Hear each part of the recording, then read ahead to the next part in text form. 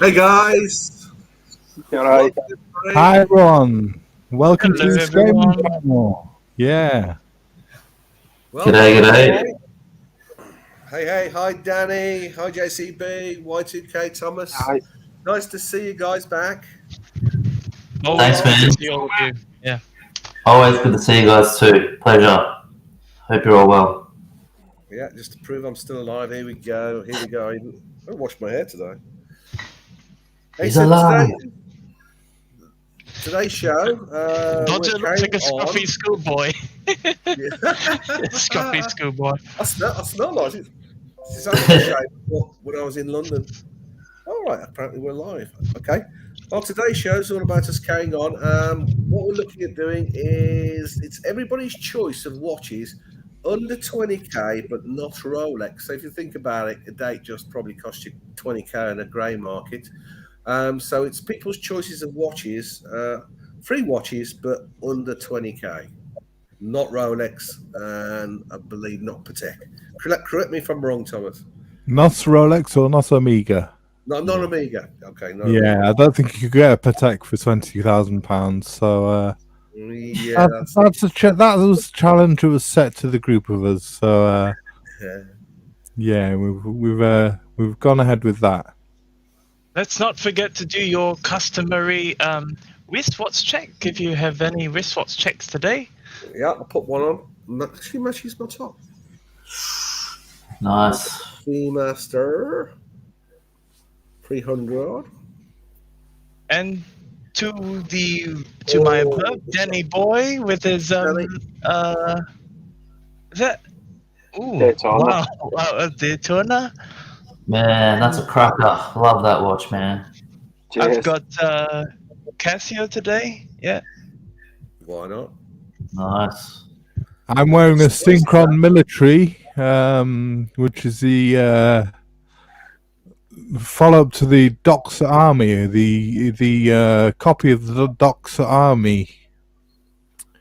And Synchron owned Doxa between 1968 and 1978, and yeah, they made the during that time Doxa made the Doxa Army for the Swiss, I believe, Navy, and didn't last long. They only made about 100 pieces, but Synchron re-released the that version under the name the Synchron Military last year, and Doxa have just re-released it, the Doxa Army, under the Watches of Switzerland limited edition, but only did 100 pieces themselves, and that was about £4,000. So they sold out immediately. How long have Doxa been going, Thomas?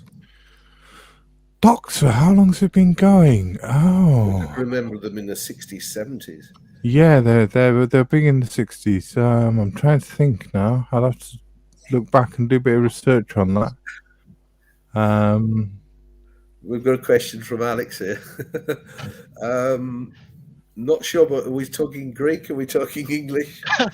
Guys, Alex, do you know what doxa means? Tell us, Alex. Tell us. Yeah, tell us. Well, there's the word about doxing people, isn't there? So there's that one. There's that one, yeah. I'm just You're a wondering if doxer. it's a good Greek equivalent. That's what you call someone who doxes someone. You're a doxer. So that's what that means. Good to see you in the chat, Alex. Nice to see you. Go. Here we go. Alex is right. Ancient Greek, it means to appear, or to seem. Yeah, He says it means belief. Belief. so it's to believe. Quite I think. interesting. Yeah. Nice. Okay. Thanks, Since Alex. we can't talk about grey market Rolex, I thought I'd actually wear a grey market Rolex. Very nice. You got the What is Batman, that? the Batgirl on there with the Batgirl, Jubilee bracelet. I love the Jubilee bracelet on the BLNR. It really, I much prefer it to the Oyster. It really looks gorgeous with the Jubilee bracelet. Feels really comfortable as well, doesn't it? Yeah. It's shaven down a bit on the back girl. Whatever your name is. No, you Hi, shouldn't. Flipping. Go, good to see you in the chat. Everything came from the Greeks. Only the Greeks bring gifts. Trojan horse. Oh yes.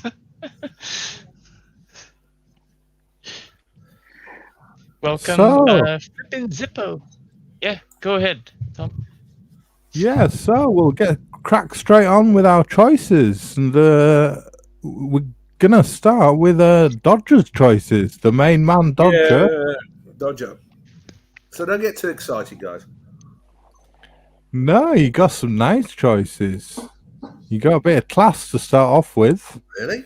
Wow, I'm impressed. Yeah. Gonna start off with a Reverso Tribute. Very nice watch.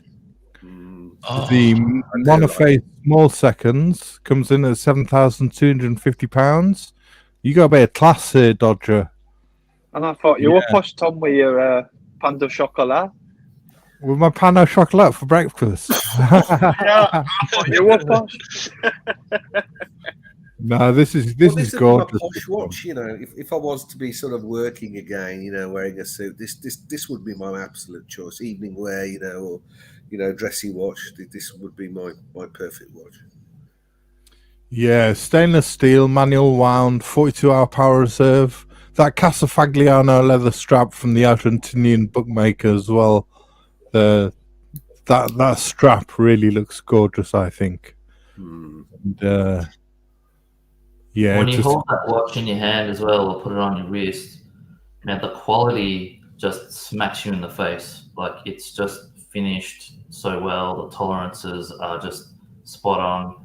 It's like, you can tell why people gush over JLC.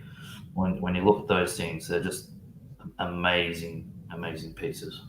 I chose not to go for a dual face because I actually enjoy the protection because, you know, if I happen to be doing something, rather than take the watch off, I could just flip the case, yeah, and protect the face from, you know, getting scratched on the walk. You know, if I needed to move a sofa or something just ad hoc and I was wearing the watch. Yeah, the reason it was designed for in 1931. Yeah, for polo players, for it to be protective.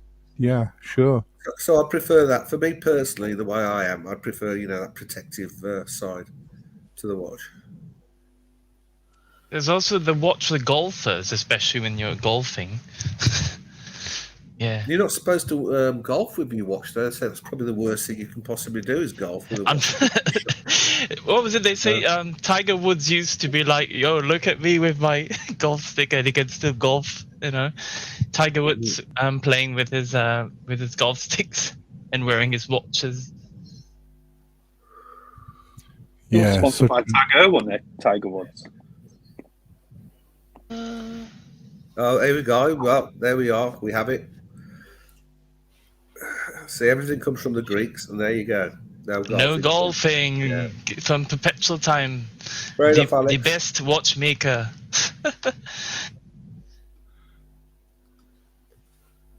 No golfing.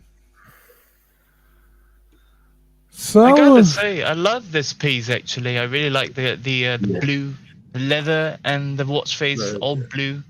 I Very do as well. matchy. Yeah, I Matchy, mean, matchy. you can see on the right and the bottom right, it does come in a sort of a cognac red and a green color as well. But the blue is very, very classy. I must admit, I've got a blue thing going on at the moment with the Seamaster, and I'm enjoying everybody else's blues at the moment. So I've just got a blue. You know, next year I could change to red. I mean, yeah, I do like the red. It's nice. Very nice. And green is the color of the moment. I tried it on a couple of weeks ago. I don't know if you can see that. This guy had one at a meetup. Wow. On a cognac. Sorry, my camera's pretty shitty. But this is what I was saying when I tried it on. Sorry, my camera's pretty shitty here. Let me see. That strap is loud. That strap is very, very loud. My camera's a bit shitty, but it's like the blue dial is just stunning. It's such a sick watch, man. It's really cool. I wonder what the discounts. I think the discount would be pretty good on this watch as well. So I think it would be value for money for sure. Yeah, 7,250. I'm not sure what discount you would get. I mean, I'm always a bit scared of asking for discount, but we've discussed this in the past, haven't we, JCB? And Yeah. but you don't ask, you don't get. And Go in at 35% and work yourself down from there. yeah, I suppose. I mean, you could get this for maybe 6,500. Do you think? Possibly. Yeah, you'd be angling for sort of 15-ish, 20 to, I reckon, something like that. But to be honest, But I'll they're be buying second hand. I'll be buying a more Yeah. pre-owned one.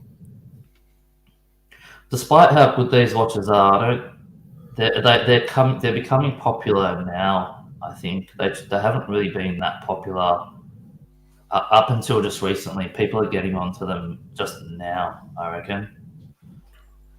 So you can probably still pick up some bargains out there in this one. Lovely watch. Surprisingly, yeah, surprisingly. Sorry to interrupt you, Thomas. Go ahead. Well, no, you go ahead, Y2K. Sorry. Continue. So interestingly enough, reversos, especially for the tribute monophase, the pricing that they're holding is holding very steady. I haven't noticed any kind of like price reductions or anything for JLC reversos. In fact, the only kind of shift is in the trend of people's preferences that JLC started to get a comeback. What was happening was that people started to have a very nice kind of fond affection towards the Cartier Tang. So with the Cartier Tang, being squarish and with a bit of rectangular look, kind of squarish look, then people started to pick on about the reverso. So with that, people actually got very interested in the reverso. Not just simply in Cartier, but the reverso also actually caught people's attention as well. Yeah. Yeah, lovely watch. So skip on from the reverso quickly, and we'll go to Dodger's next choice. I think JCB will like this one because he's a big fan of this brand, and it is. I can't remember. It is. Yeah, that's a cheap. Chronomaster Sports. Ooh. The Daytona killer. Well, I don't know if it's a killer, but it's got the 1/10 of the second function. And it's got the 10th of a second timer. Yeah. not sure about the overlap £9,200 for this one. Not sure about the what? Sorry. The overlap dials is the only thing that kind of not sure about. The overlap. The tricolour dial that overlaps, they can be a bit sort of Marmite, take it or leave it, and the polished centre links as well are a bit of a. But to be honest, I'd be happier wearing this watch out, in the evening, let's say, out in the town somewhere, than a Daytona. I don't know. It's a safer choice. But then again, it might get mistaken for a Daytona, and I might get robbed anyway. Imagine getting your arm chopped off for a Zenith. Man, that would just be fucking Right. But here's the thing about the Zenith is that the 3 dials, because there's 3 different colors in it, is actually what catches my eye. Is very attractive, and in a way, if you guys look at it very carefully, it carries a traits of a bit of like planetary theme. We see the moon itself, so the bezel is like the outline, the border, so the black of it, and then you've got the silver, which is like the moon on one side of the moon. When the sun shines on one side, it reflects a silverish hue. Then you have the darker side hue, which is at the south side.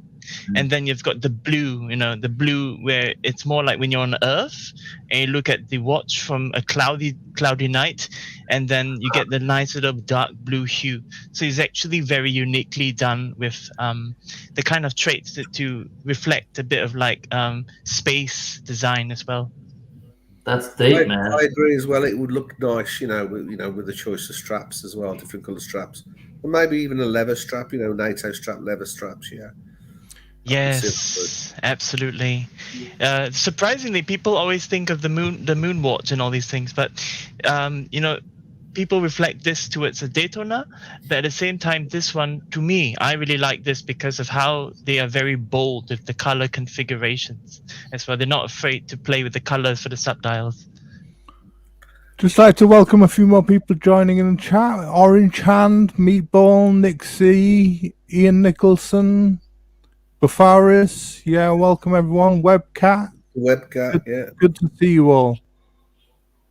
Where's Erin? Is she here? Say again, Sorry, Danny? I says, where's Erin? Is she not come on? We haven't I seen don't know her if yet. I don't know if she got an invite. I prefer the black dial in this one. When I saw them and tried them on, I mean, this one, don't get me wrong, this one's cool, but maybe it's just a preference thing. I probably prefer black dials generally. But yeah, I just sort of found the black was just a bit more attractive to my eye. Were you on that one? Yeah. Are you able to click on a black one, Tom? To be honest, I can't remember. I've tried this one on the white, but I've not tried the black on. Yeah, cool watch. It's quality piece. Let's have a look. I don't think. Don't worry too much. There's a whole more of them. No, they don't seem to have a black one. They've got the black one on the strap, Thomas, a bit higher up.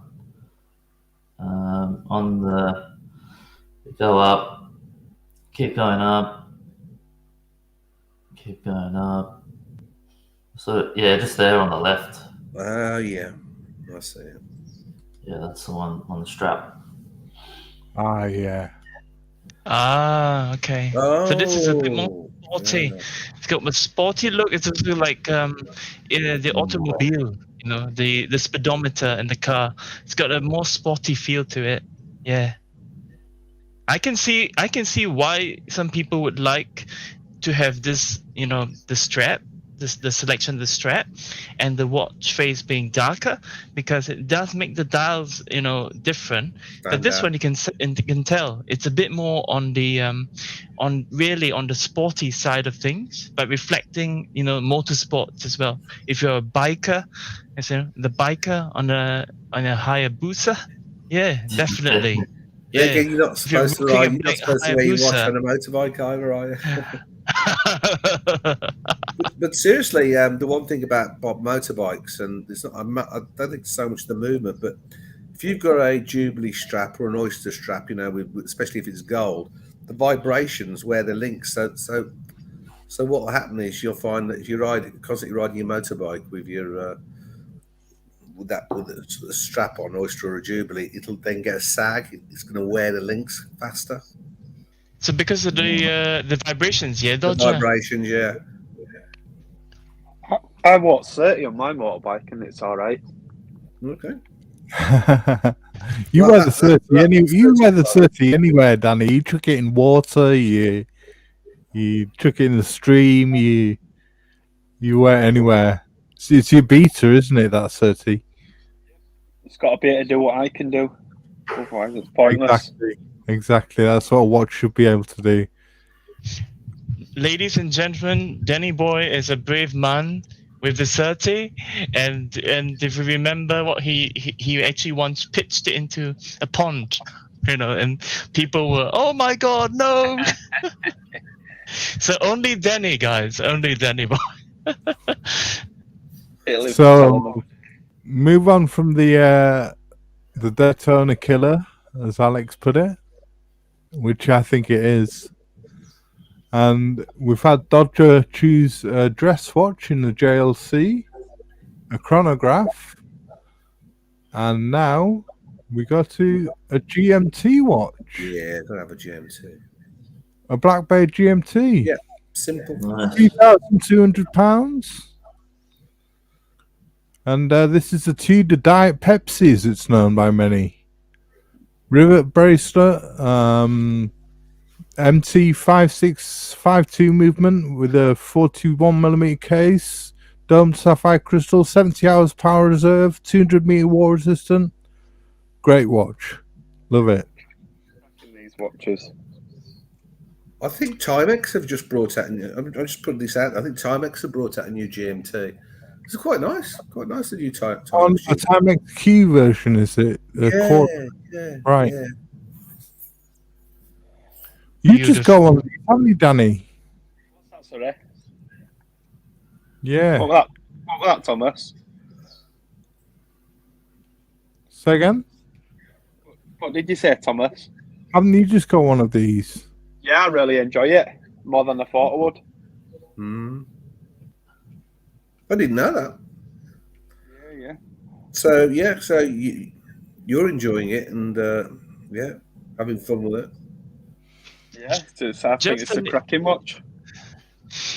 Just to actually, for people who are seeing this beautiful Tudor, this Pepsi Tudor GMT, and you're wondering how, if you put it on and you're buying it and you feel that it's a bit dull, since we're on this piece, let me recommend something that you can do to jazz up this piece. All right, this is just a quick sharing. So what you can do is to get a lovely NATO strap in this color. Okay, so this is my Seiko. All right, to get a lovely NATO in this color configuration, and then put it together with your lovely Tudor, and you will find that it makes it look very, very pretty as well. Yeah, it's all about the color contrasting. How do you want to make the watch face stand out when you choose a NATO strap to go with your timepiece? Yeah. Sure. Yeah. Nice.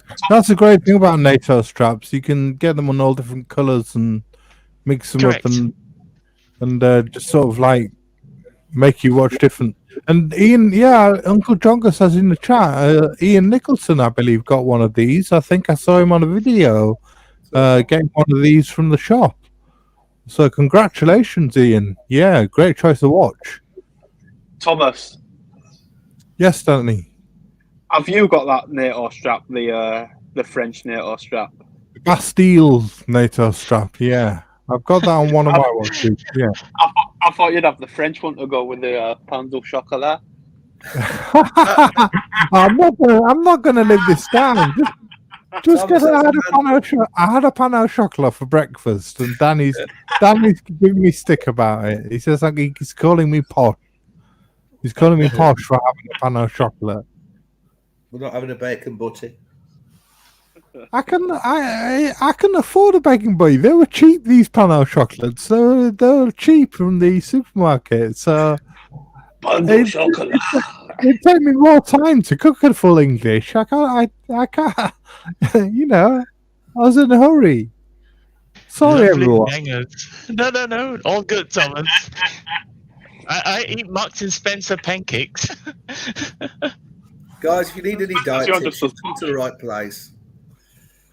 So Dodger's chosen 3 watches there, but he had a bit more in the budget, and I actually chucked another watch in for him.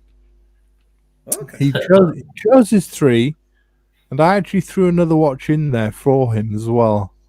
And I know he loves his G-Shocks, so I chucked in a Mudmaster because he had £300 left over. So that would get him a Mudmaster. I know he loves his Mudmaster, so you could get a choice of any of these. So I got one of them. You gotta go the leopard print one, right? Come on. I'll probably get that one on the right there, going up on the right. No, I'm not definitely. get the leopard print, the leopard print. Get Lynch watch. That'll suit Dodger to the T, man. Yeah, Miss Dodger says she likes that one.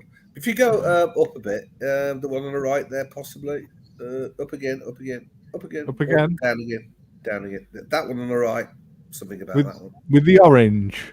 Yeah, it's almost like a sector dial, isn't it, going on? Something like that. It looks a bit Yeah. jazzy. Yeah, I think the one on the left is the British Army version, and But yeah, I'm Yes, not really a car. that's the one for the army. Yeah. Yeah, I'm but yeah, definitely check for the army, me. That's for a sure. good little one to chuck in for the Yeah, budget. great. Yeah, thanks for that bonus one, Thomas. I'll When be you your get medic. it, just post it to me, all right? I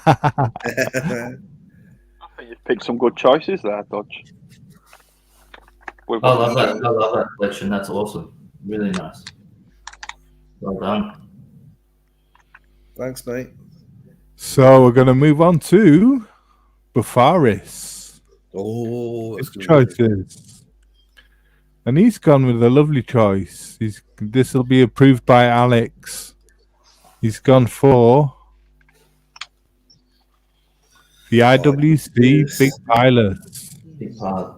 Lovely. Yeah, first produced in the 1930s, the Pilots Watches, IWC Pilots Watches.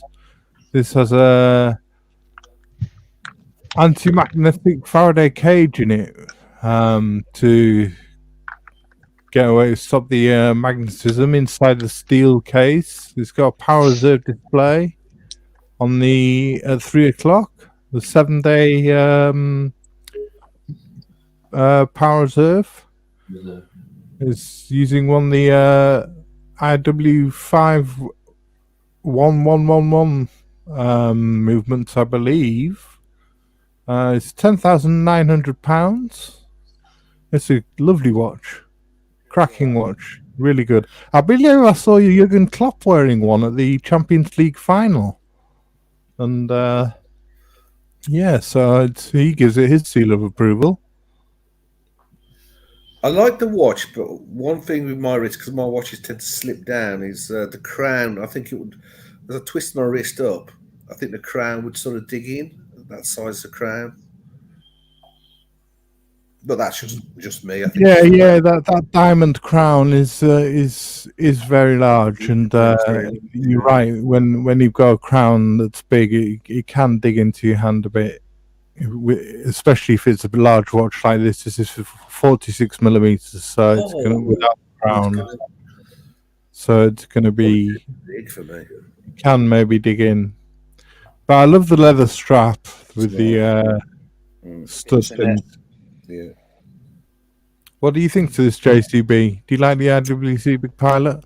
Yeah, I do actually. Yeah, I'll mention IWC a bit later when I go through my picks. But the thing that surprised me about this when I put it on was that the 46, it didn't seem that big on the wrist. It's actually, I think people get scared of the number, 46 or 47 or whatever it is, but put it on, it's actually not, it wears a little bit smaller. It wears like I don't know, more like a 44, 45 or something. Like it's not a scary watch to wear, but, and what you said before explains this. It's quite a heavy watch though. And I think that Faraday cage thing, it must have like an iron in a sheath or something or whatever. Yeah, soft iron cage inside, soft iron. Yeah, that explains it, because I remember putting it on and just thinking, shit, this is quite heavy. Like it's sort of deceptively sort of heavy, but not in a bad way. It's not too heavy or anything, but it's just one of those things that when you put it on, it just sort of strikes you as being quite a heavy piece. But the thing that put me off, I was like really close to, not close, but I was sort of considering it, but the price just sort of was just too much. Like it just didn't seem like it was like the retail, at least. It just seemed a little bit. I mean, maybe it's worth that much, but it's pretty expensive. If you're going to get one, you'd have to get one used or whatever. And I think you'd get one that way. I reckon just get one used, and you'd get a get a good price on one, then yeah, go for it. It's actually a pretty cool watch. Yeah, lovely watch.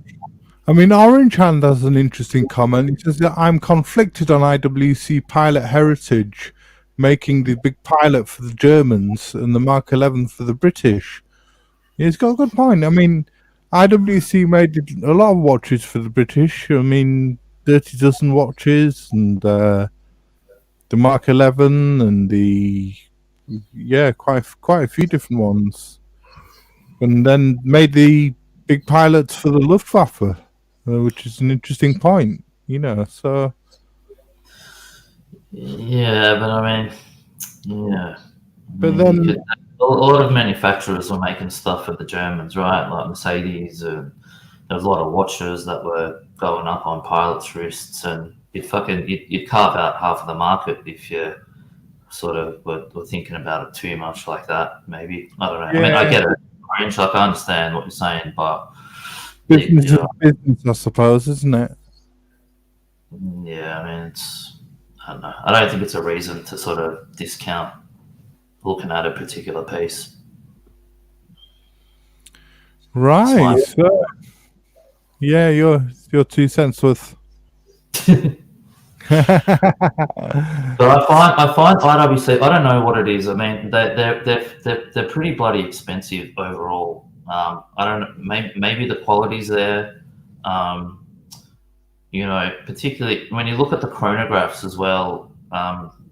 Yeah, like they do a lot of work on the movements, but until recently they were 750 based. So it's like, it sort of feels like the cost was a little bit prohibitive with IWC. Like the retail didn't add up for me, and it still doesn't, to be honest. But sort of like anything, you generally buy it used, then you'll get a good price here. So it's one of those brands, like most brands, you pick it up used and wait for a bargain to come up, and then you get the watch you want. I just find their pricing is just a bit out there. Hi, welcome BA. Good to see you. Welcome BA. Does anyone else think that, or is it just me? Actually, you're not alone. Go ahead, Dodger. Yeah. No, I actually think you're right. I mean, the price doesn't kind of add up for me. The value in it. I know it's got the provenance and everything, but I don't know. There's just something about the value in it that doesn't add up. But it is an expensive watch. You're right, Dodger. £10,900. I mean, it's nearly £11,000. So it's. I'd get the Zenith. I know it's not a pilot's watch. I've got that. Yeah, but I'll just get the Zenith rather than a pilot's watch.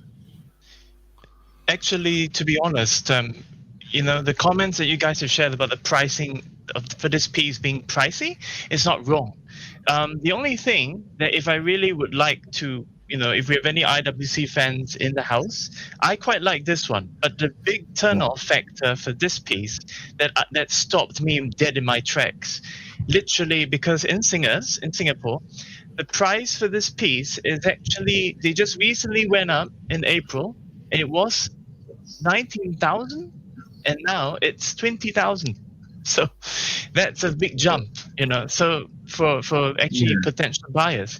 So the only thing you need to ask yourself if you want to buy this, okay, is that if we look at the features of it, you have a 7-day power reserve, you've got a power reserve display, and most importantly, which Thomas had mentioned, is the magnetic protection, and you have the Peloton automatic winding and the central hacking seconds. So the really selling point of this piece is it's got 7 days of power reserve, which means you can literally be, you don't have to constantly be winding it all the time, but you can have a very, very, it's 1 week of comfortable usage. And so even for comfort, when I put it on, I don't have a very big wrist, but it rides quite a little bit on the heavier side for sure. But for those of you who wear it on your right, you can actually, the crown isn't going to be an issue. It's because it's going to be facing this way. So even your wrist is going up, you won't have the issue. Now, of course, it's more of a comfort feeling. You wear your watch on your left, and then you suddenly move the watch to the right. You're like, something's a bit odd, So even for watch collectors, okay, this is more of a collector's watch, I got to tell you guys. But at the same time, it's also a very... I would use the word hardy in a way, because when we talk about IWC, we always think about aviation timepieces as well. So that triangle at the 12 o'clock, I've got to say, is really a signature mark for aviation timepieces. But at the same time, what constitutes, or what do we define as an aviation timepiece is not just simply because newspapers, television all market it as an aviation timepiece.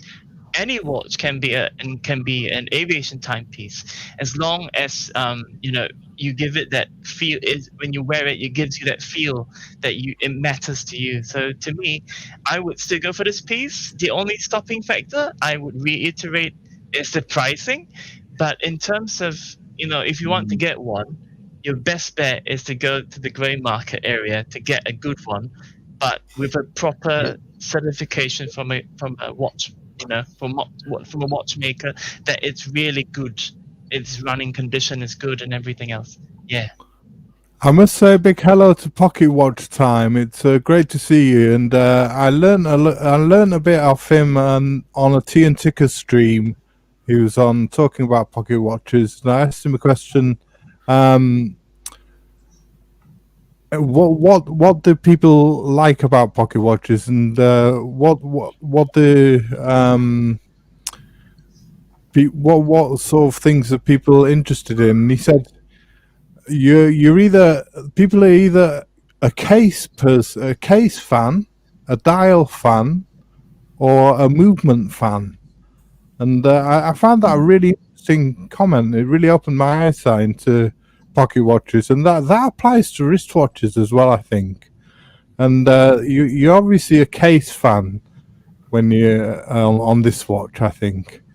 And also, I would say for Forrest's next choice, you're a case fan, because for Forrest's next choice, he's gone with Caliber 11 Tag Heuer Monaco. So that's definitely a case choice, isn't it? I think you're buying this for the look of the case. I mean, it's the Caliber 11. It's 5,800 pounds. It's 100-meter war resistant, 39 millimeters with this lovely blue dial and leather strap. And the Caliber 11 is the original Monaco model worn by Steve McQueen in the film Le Mans. And it's 14.3 millimeter thick, and the look distance 22 millimeter. And sorry, Alex, I missed you saying, but the Big Pilot is your watch. But this, if it's a sale. But this Caliber 11's lovely. I think it's the authentic deal as far as the Monaco goes, with the crown on the left-hand side. That's the thing. Like, I think Thomas before, he was saying, you buy this one for the case, but this watch as a whole, it's the whole package, right? It's the icon, it's the blue dial, it's the white subdials, it's the red accents. The whole thing is just, this is one of the iconic sort of watches of all time, really, the Steve McQueen Monaco. It's just fucking cool, man. No doubt about it. It's a very cool watch. So that's just got the Heuer on it, not the tag. Correct. Yes. Yeah, you're right. Yeah. So like me. This reissue, the Caliber 11, I think it's not like it's not super new, but I think it only came out maybe 5 years ago or something like that. So they had the Monaco, they had a blue dial Monaco, but then they reissued the Caliber 11. This is like the reissue of the original Steve McQueen watch. So if you're going to get one, this is the one you get. So that's a small movement with some padding in the back to pad it out. I just think it's. I'm not too sure, to be honest with you, whether it's got a spacer in it, and it's a small movement with a spacer, or whether it's just a small window. Yeah, but it has got the tag at the back, hasn't it? It's got a version. Yeah. It could well be a small movement with a spacer. I don't know. I'm not too genned up on the Caliber 11, but it's a lovely watch. I mean, great looking watch. Caliber 11 was one of, if not the first automatic chronograph movement to hit the market back in '69, I think it was. So Yeah, and Orange Hand says they can be had for good deals on the secondary market. He was looking at a few. Sorry, JTB, you were saying? No, I was just saying, yeah, like there's Caliber 11. And I think it was sort of it was a collab with Breitling back in the '60s when the race to get the automatic chronograph into the market. So you had the El Primero, the Caliber 11, and there was a Seiko movement, I think, something like that. And Perpetual Time Limited, Alex is actually saying it's a module that on the back. So it's a module automatic chronograph and a plingy back. So it's a module put onto the actual automatic movement. The chronograph module. So I've got a general question there. Does that actually, where you piggyback a module on the back of an automatic movement, does that make any difference in terms of its quality or its maintainability or timekeeping? Is it better to have something that's fully integrated, or is modular just as good? Or are there problems with maybe having a modular concept to creating a chronograph? Just a general question. Yeah, that's a question. That's a question for Alex, I think. Yeah. But I don't think so, Dodge. I don't think so. Like generally, because you see them in quite a few watches. They have a module, but what it does is it adds thickness to the watch. That's it makes it thicker. Right? But from obviously Alex is probably the guy to ask about that. But I think it's fine. Actually, interestingly enough, this is one of the pieces I quite actually had very strong interest towards. When I first looked at the Monaco itself from Tag Heuer, which actually doesn't receive sufficient advertising power and with a lot of fans towards the square watch, But the main thing about this Tag Heuer Caliber 11 is that it's one of the first chronograph, and it's also actually waterproof as well. And besides that, based on the blurb, the history of it, featuring the famous crown on the left, which was actually meant to show that manual winding was no longer necessary. So for this particular piece, for those who actually want to get the Caliber 11 itself, this would be the best piece to go with. Of course, I think when this actually Monacos don't really get as much recognition in terms of people from the buyers, because they always say, it's people nowadays. The trend is people don't buy a watch based on what they like anymore. That's what I feel when I see people go to like ADs or anything. They seem to buy watches that's actually what that's trending.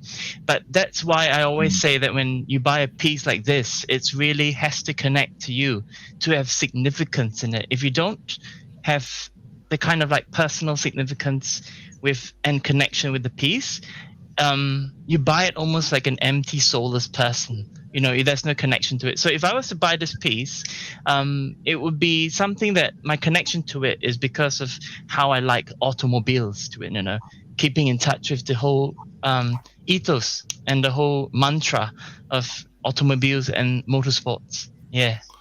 So our watchmaking oracle has got back to us, Alex, and he says, I'll be honest with you, a a lot of watchmakers don't like working on this module due to parts and can be a pain as both movement and module have to work in harmony. He says the Valju 7750 is much more preferred. However, when in full function and serviced correctly, it's a fantastic movement. So, yeah, I guess what he's saying, you have to tune the two modules together, which can be difficult to do. Right. So we'll move on from the Monaco to Bafaris's third choice. And this one might surprise you, because it comes from a brand that we've mentioned, and it's not one of their common watches. It's a Doxa. Now this is a Doxa sub 4000T professional, and it's not familiar Doxa for many of us. £3,750. It's a limited edition of 200 pieces worldwide. It's got a sapphire bezel, and the bracelet, which looks quite oysterish for me. It's got an orange dial, power reserve indicator. It's got a wetsuit extension, a screw-in crown, screw-down lock case back, engraved with limited edition number. It's 47.5 millimeters, so it's a chunky monkey, this one. 15 millimeters thick, 42 hours power reserve, 120 meters water resistance. Sorry, 1,200 meters water resistance. That's a deep watch. This can go, and it's got a helium escape valve, superluminova, and it says for the first time in history of Doxa sub, the original design of the 1960s has been modernized with a brand new case featuring more rounded edges and a more ergonomic shape. So that's what they say about it. I really like the look of that watch, but the size is probably a little bit scary for me. It's approaching 48 mil, right? 47.5 mil, yeah, it's just big, isn't it? Very big. Getting there, yeah. If you're a big dude, though, that could be a really cool watch. It looks fantastic. The design is really cool. I like that bezel, and overall the case shape, the bracelet is really cool. Yeah, Doxa watches are underrated, I reckon. I really like their They designs. really are, JCB. I agree. I love Doxa. I really like them. Well, they have a great provenance, don't they, when it comes to diver watches? Yep. But it's a very loud colour, I've got to say. That is bright. It's the sort of thing you wear with your, I don't know, your orange swimming shorts or something down. Yeah, well, apparently Doxa found out that orange was the most legible colour underwater.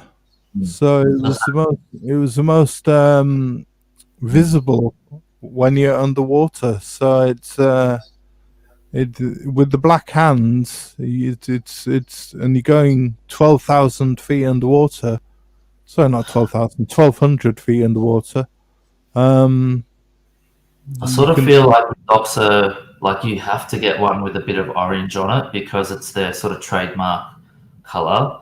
Like they make a few nice blues and stuff like that, but like this is orange dials and orange accents. That's sort of, for me, that's, you know, quintessential Doxa. So if I was going to get one, it would have to have some sort of orange on there somewhere. Possibly an orange dial, I reckon, because you've got to just go the whole hog. You just got to do it, man. I think even with Blue Shirt had one, didn't he, Thomas? Like a blue. It was a Caribbean. The Caribbean 300T, yeah.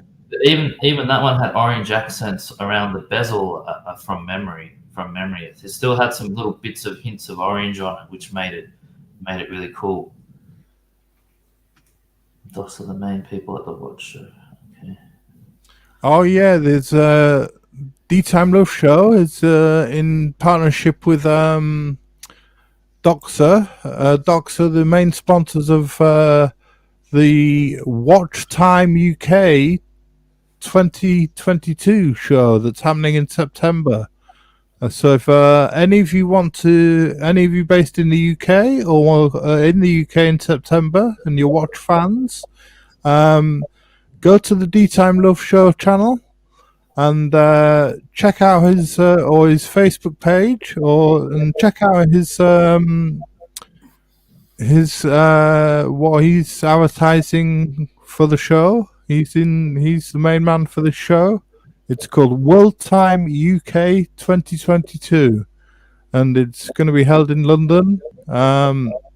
It's going to be a great show. I'm hopefully going, and yeah, Docs have been the main sponsorship partners. I think they're creating a watch for the event, designing a watch for the event in conjunction, and it should be a great show. Yeah. The one thing, now that we're talking about Doxa, in my research, when we look at the Doxa diving pieces, the main key thing is that Doxa actually was very thoughtful for people who are operating in aquatic environments.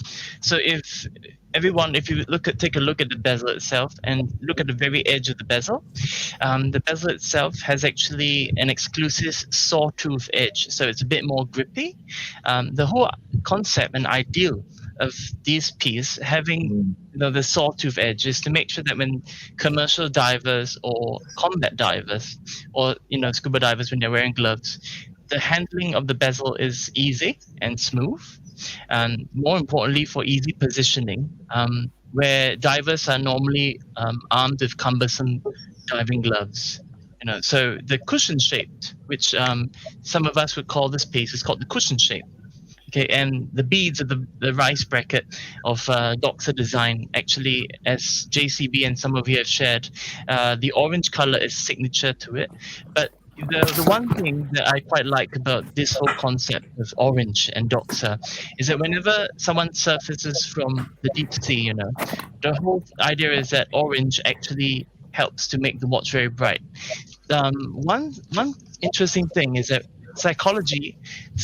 based on psychology, when you're diving, everything's very dark. So if divers are using their flashlights to turn around, looking at the environments, when they see the bright orange thing, it actually has a calming effect on users. Now, this is obviously not been tested yet, but most of the time we always think that diving watches are always darker and for the watch face, but a brighter watch face actually has an effect on the psychology, especially people who are diving or are keeping or operating in hyperbaric environments.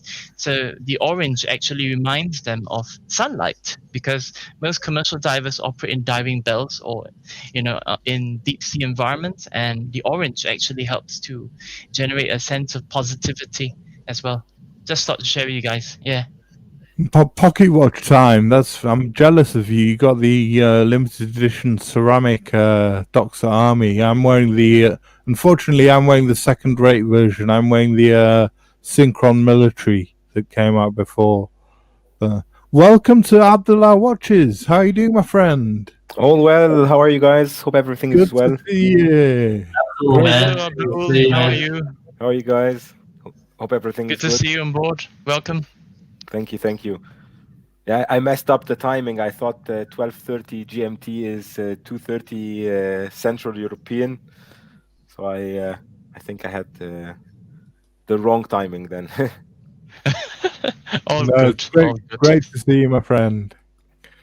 So we're just in our watch choices, and we're going to move on to JCB's choices now. So Cool. his first choice is a great choice, I think.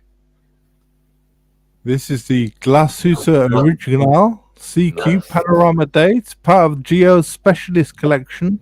Since the 19th century, precise timekeepers from Glashütte have been used as reliable instruments for navigation and determining one's position on land, sea, and air.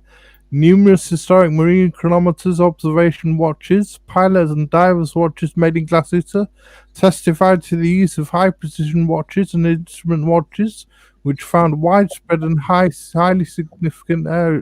specific areas. Based on this rich find of experience and its historic heritage, Glasses Original presents the Specialists Collection, aimed at its fearless and adventurous man and its hands-on mentality, and this will to actively create its own life. The premier model in this collection is its diver's watch, the CQ, which unites history and modernity in exemplary fashion, so they say. And this is a cracking pick, I think, JCB. The big I guess this was actually a really hard challenge to come up with, because if you think about it, there's so many watches you can pick, right? There's heaps.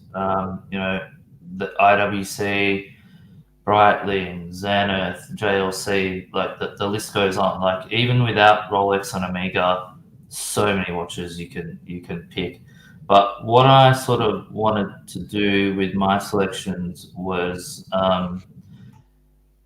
pick some watches that are a bit left of field, ones that you wouldn't sort of normally like automatically go to, like those brands that I was talking about before. And this one was I'd never really considered Glashütte and this particular watch. When it came out, I just saw the pictures and just thought, oh yeah, whatever. But this was one when I got it on wrist and tried it on, like it just jumped out at me. It was one of those ones that like the quality and the finishing, the size. It's 43.5, but it wears more like a 42 maybe.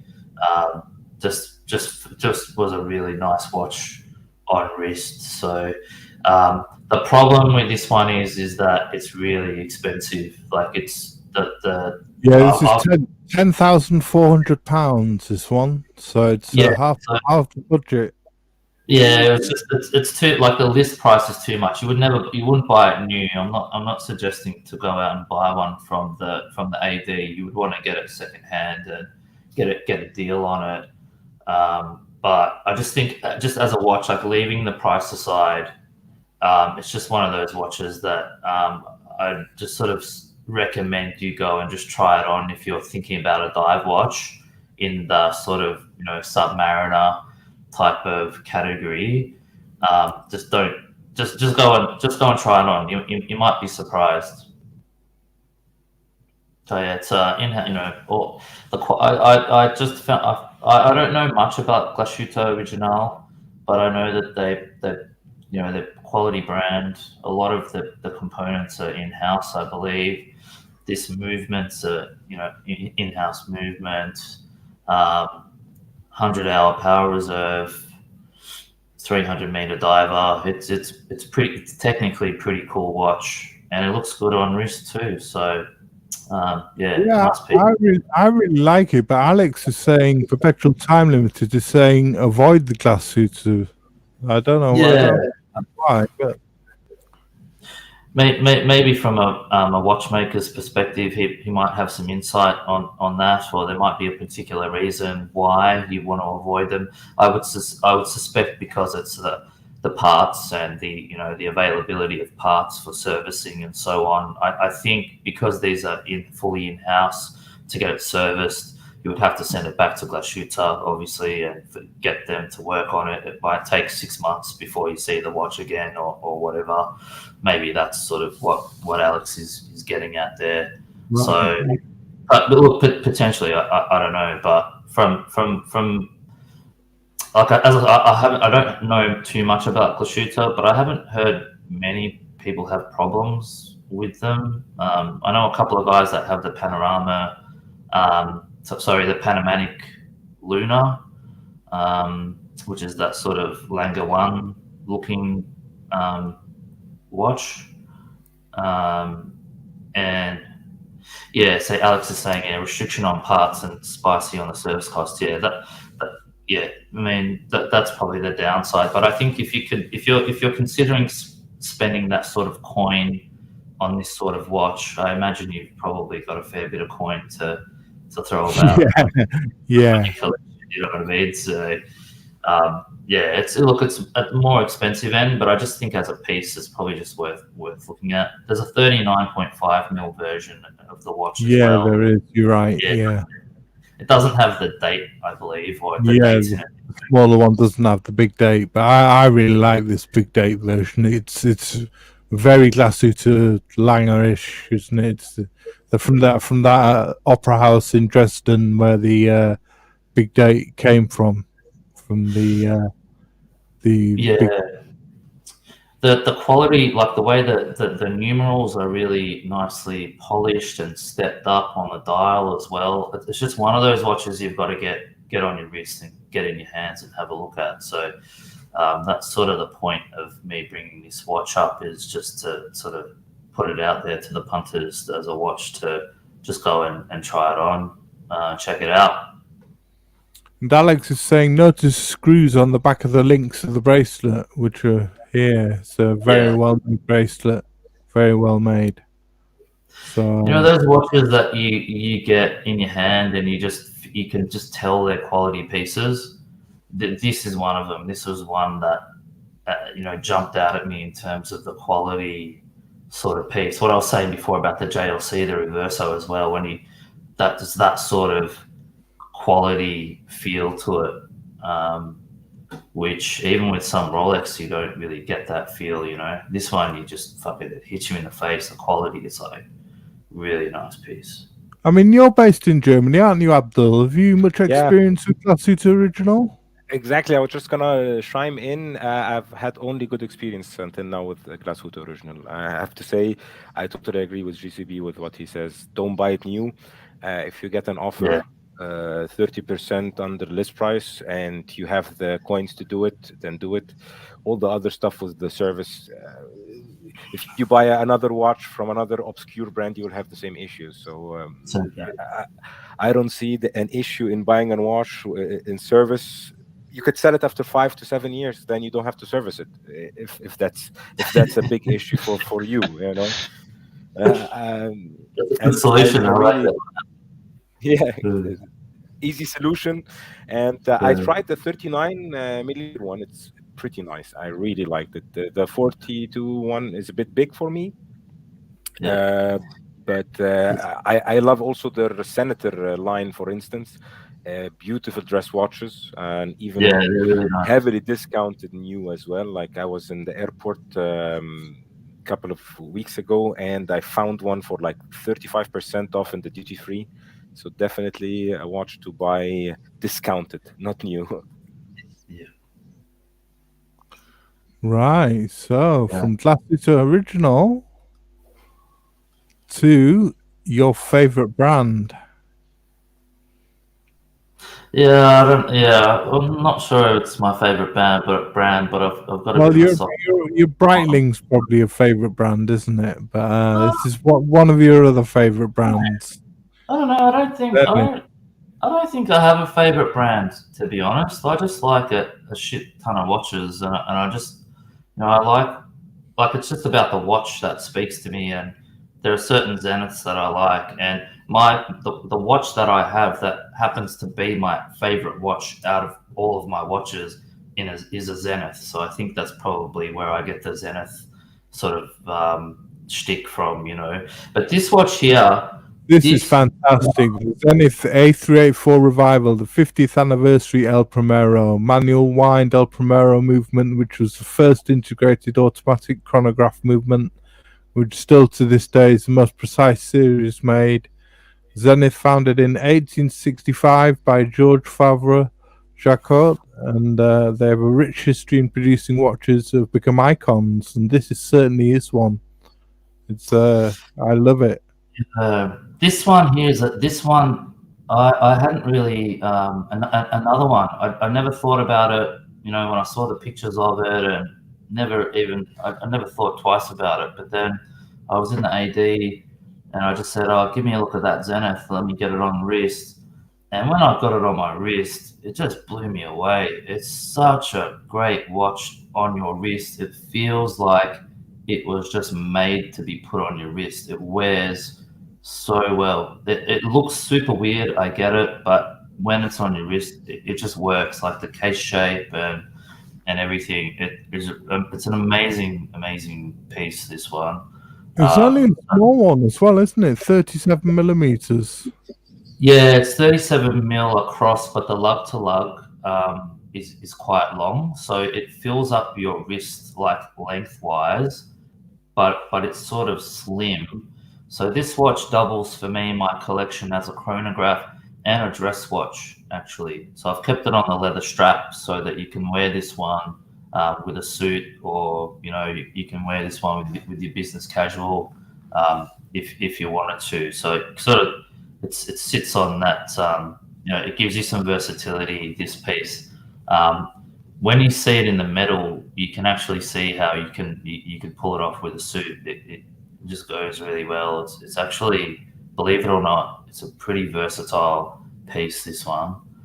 And yeah, it was another one where I just wanted to bring this one to the punter's attention, just to make people aware of it, and with the message being, just go and try it on. You're looking for a sort of a quirky type of watch if you're into that left of field sort of stuff, and you don't want to be wearing a Speedy or something like that. I mean, I love this. I'd love to get one of these. I mean, what do you think to these, Dodger? What do you think to this one? I think, yeah, it's almost the same sort of genre. That's kind of what's turning me towards Zenith. My immediate thoughts, because obviously I'm a child of the 70s, it has got that retro sort of 70s look about it. Yeah, Joe 90, I think somebody's mentioned Joe 90. It's got that sort of 70s look, The flat watches, when they were just moving over to quartz, it was that style of case that would have a quartz display in the center. So yeah, it's a bit of for me, it's a bit of a blast from the past. If that makes any kind of sense at all. Yeah, and Uncle John was asking the price on this one is £7,100. Yeah, so it's quite an expensive one, but it's well worth it, I think. What do you think, Abdul? I love it. I love it. I love the brown version from it. I think there is a brown with beige. The A385, yeah. Yes. They call it cappuccino or something. Cappuccino dial, yeah. Yes, exactly. It's got the Alex seal of approval as well. So I mean, it's such a beautiful watch. It just looks really nice. I had a friend who had one. I tried it on, felt really nice, and yeah, it's just a cool watch to wear. I really like when companies do reissues right, and this does it justice, I have to say. Absolutely, yeah, beautiful watch. Yeah, this is the thing about Zenith, is that also you can get them at a discount from the AD, but also on the used market they tank. So I would just look for this thing secondhand, buy it from someone. Yeah. Alex is saying that you can get them on a heavy discount. Yeah, exactly. Yeah, that's the thing. And I've said this many times before. I just think El Primero, it's the best value in the used market. Like it has to be up there in the top, like at the top for value, for what you're getting for the price. Like when these things are used, like you're picking up just these stunning machines for like a couple of grand. It's fucking ludicrous, really. Maybe not a couple of grand. This one probably in pounds it might be, I don't know, 3 or 4 or something like that, or less I reckon. But yeah, like really good value on Zenith on the used market. The movements they're just amazing. They're just stunning. Yeah, stunning. Yeah, absolutely. So you've gone with a diver with the Glasuter CQ. Yeah. You've gone with the chronograph with the Zenith. Yeah. And you're gonna go with I'll just bring it up. So those chewed up most of the budget. So I was looking for GMTs to throw into the mix. and I saw this watch. Wow. I saw this one at the AD. I didn't actually try it on, but I saw it because I was just going through there pretty quickly, and I saw this one under the glass. And I've got to tell you, this is a cracking looking machine for the money. It's pretty cheap. Like the value, it's in pound. I think it's like £2.5. £2,480, and it's a Longines in-house caliber with silicon balance spring, COSC certified, dated at 6 o'clock, sandblasted anthracite dial. Our hand can be adjusted independently with the GMT indicator, and it's got a lovely green bezel on it, I think. Yeah. This has got to be one of the best value watches on the market at the moment. It looks stunning. The size is right. It's a 42. I think it's like 13.6 or something like that. The black dial with the gilt and the green bezel.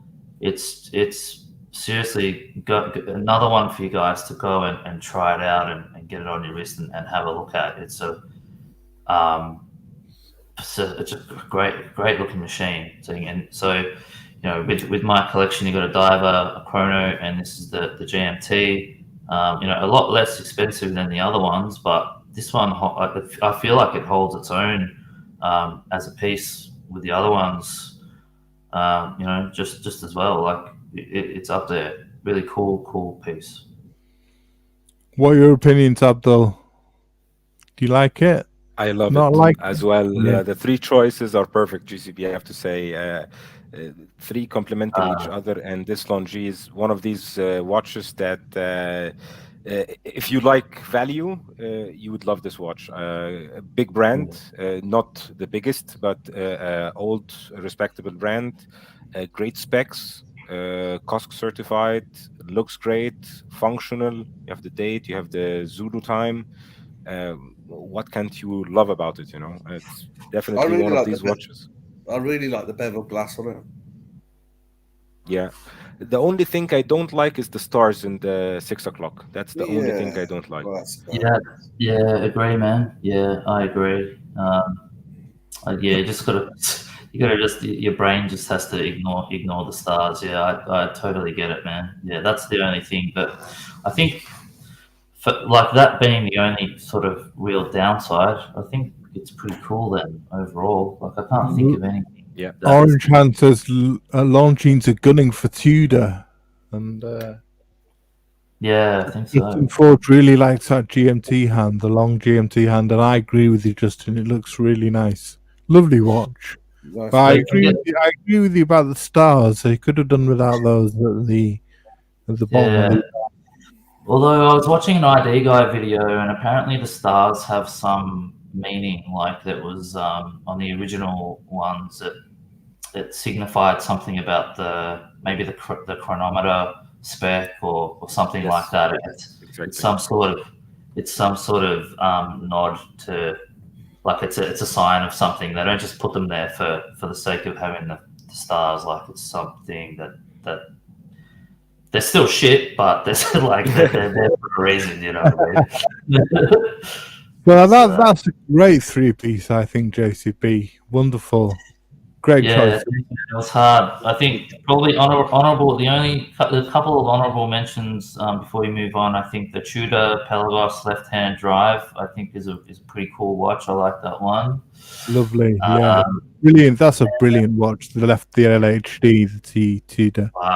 On the rubber strap, you don't get it on the bracelet. Get it on the rubber strap. There's something really cool about that piece. It's a fucking cool watch, I reckon. And JLC Master Ultra Thin Moon Phase, I think, is a really cool watch as well. And what else? The only other IWC maybe would be the Big Pilot 43 that came out a little while ago. Oh yeah, the smaller version. Yeah. Yeah, that one's not too bad either. A little bit boring for me. It's not really my style, but I think some of the punters would probably like that one. We were talking about the 46 Big Pilot before. They slimmed it down to the 43. It's got an in-house caliber as well, so it's pretty cool watch from IWC as well, I reckon. So we move on to Abdul's choices here, and we've got this Cartier Santos de Cartier Large, £6,450. This comes with interchangeable metal and leather bracelets. The silvered opaline dial, blued steel sword-shaped hands, steel bracelet with SmartLink resizing system. Second bracelet in calf skin with steel double folding buckle. Both bracelets are equipped with the quick switch interchangeability system. And we all know in 1904, Louis Cartier made the watch for the famous Brazilian aviator Alberto Santos Dumont to tell the time when flying. So, one of the first pilots' watches. A lovely watch. And as you can see on here, it's got the calfskin strap, so it's you can mix it up. Lovely choice, Abdul. What led you to this one? What? Because in reality, I want to go buy this watch. To be honest, it's one of these watches that it's like a sports watch. It's you can wear it as a dress watch. You can take it to the beach. It has adequate water resistance.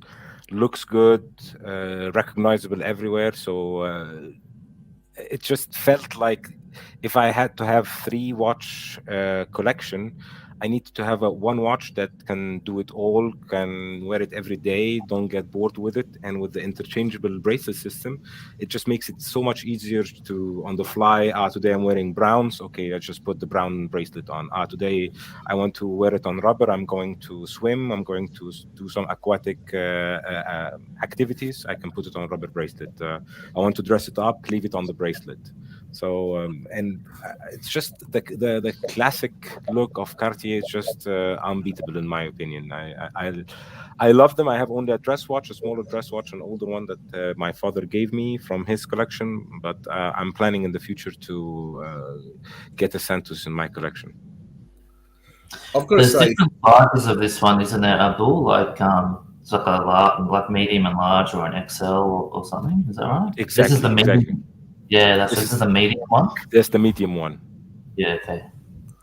Because the large I one, noticed in the last like year, like this, the Santos has become pretty popular. Like a lot of people are talking about it. They're buying it. It's sort of gained in popularity a lot.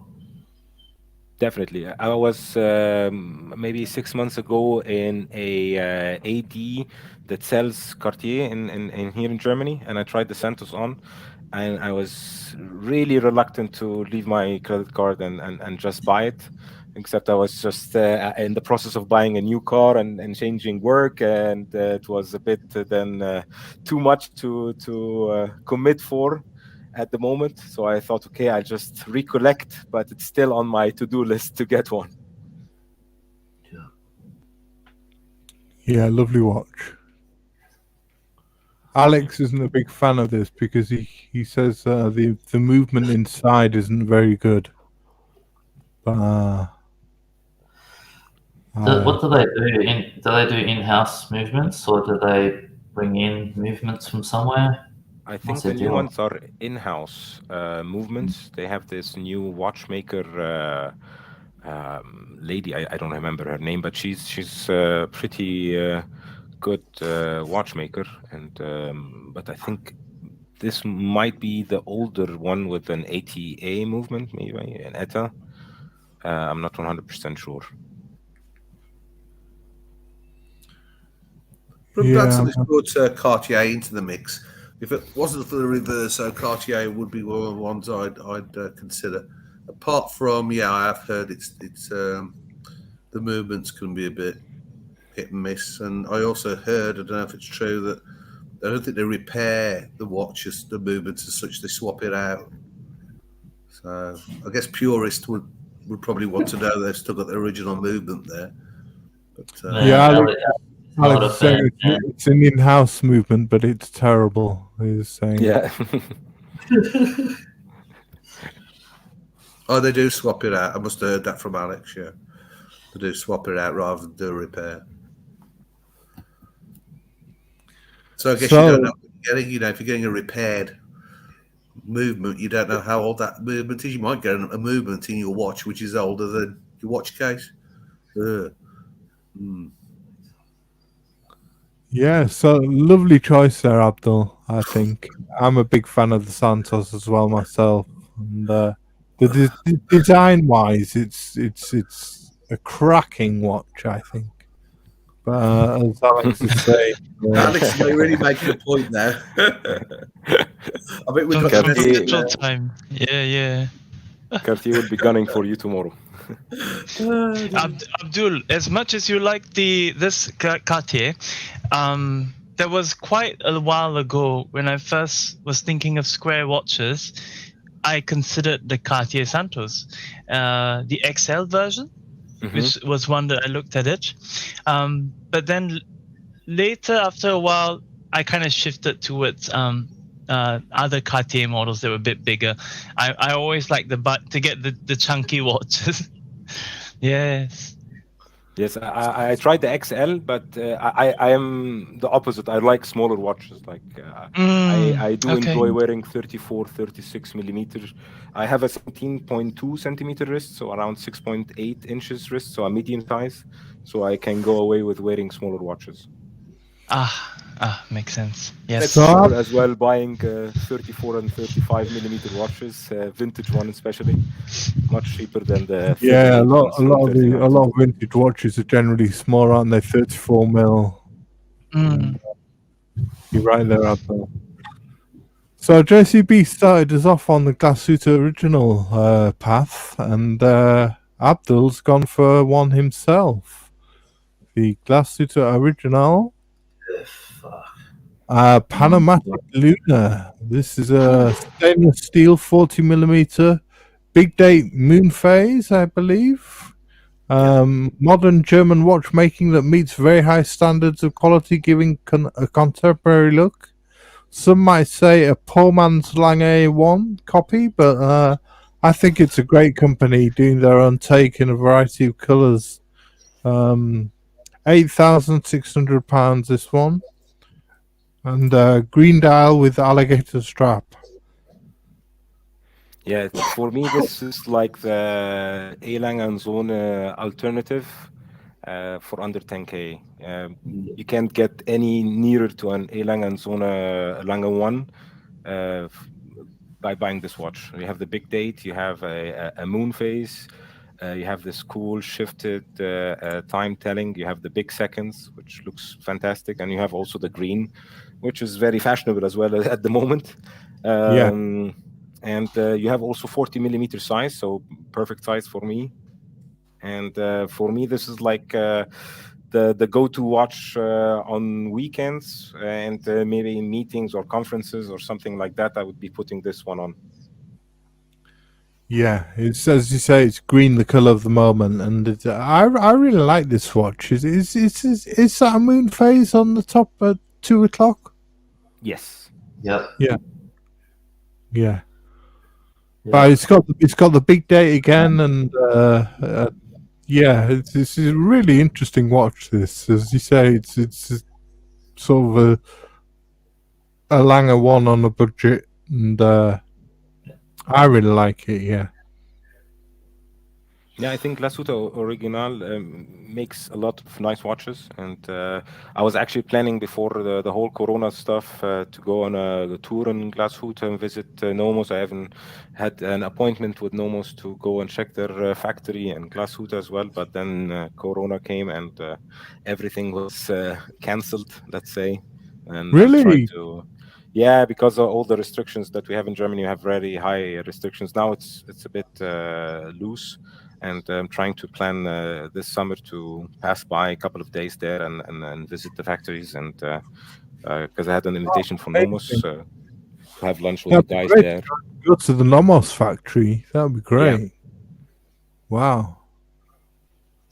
Man, this is the watch that actually got me into Glashütte a long time ago. I think this watch has been around for a while. A friend of mine's got the blue dial one, and stunning piece, really cool. So ever since I saw that one, I started looking into Glashütte and just sort of had a look at their product catalog. That they make some really, really cool watches, more on the dress side, like this one. I think if you're looking at that sort of Langer type of watch and you don't have the budget, you gotta look at this for sure. Even if you're not looking at Langer, like just go and look at this. Like they make stunning pieces. Yeah, definitely. And when you have it in your wrist or on your hand, like you said, you feel the quality, you feel the craftsmanship, you see the movement, you see everything looks fantastic, I have to say, and feels great as well.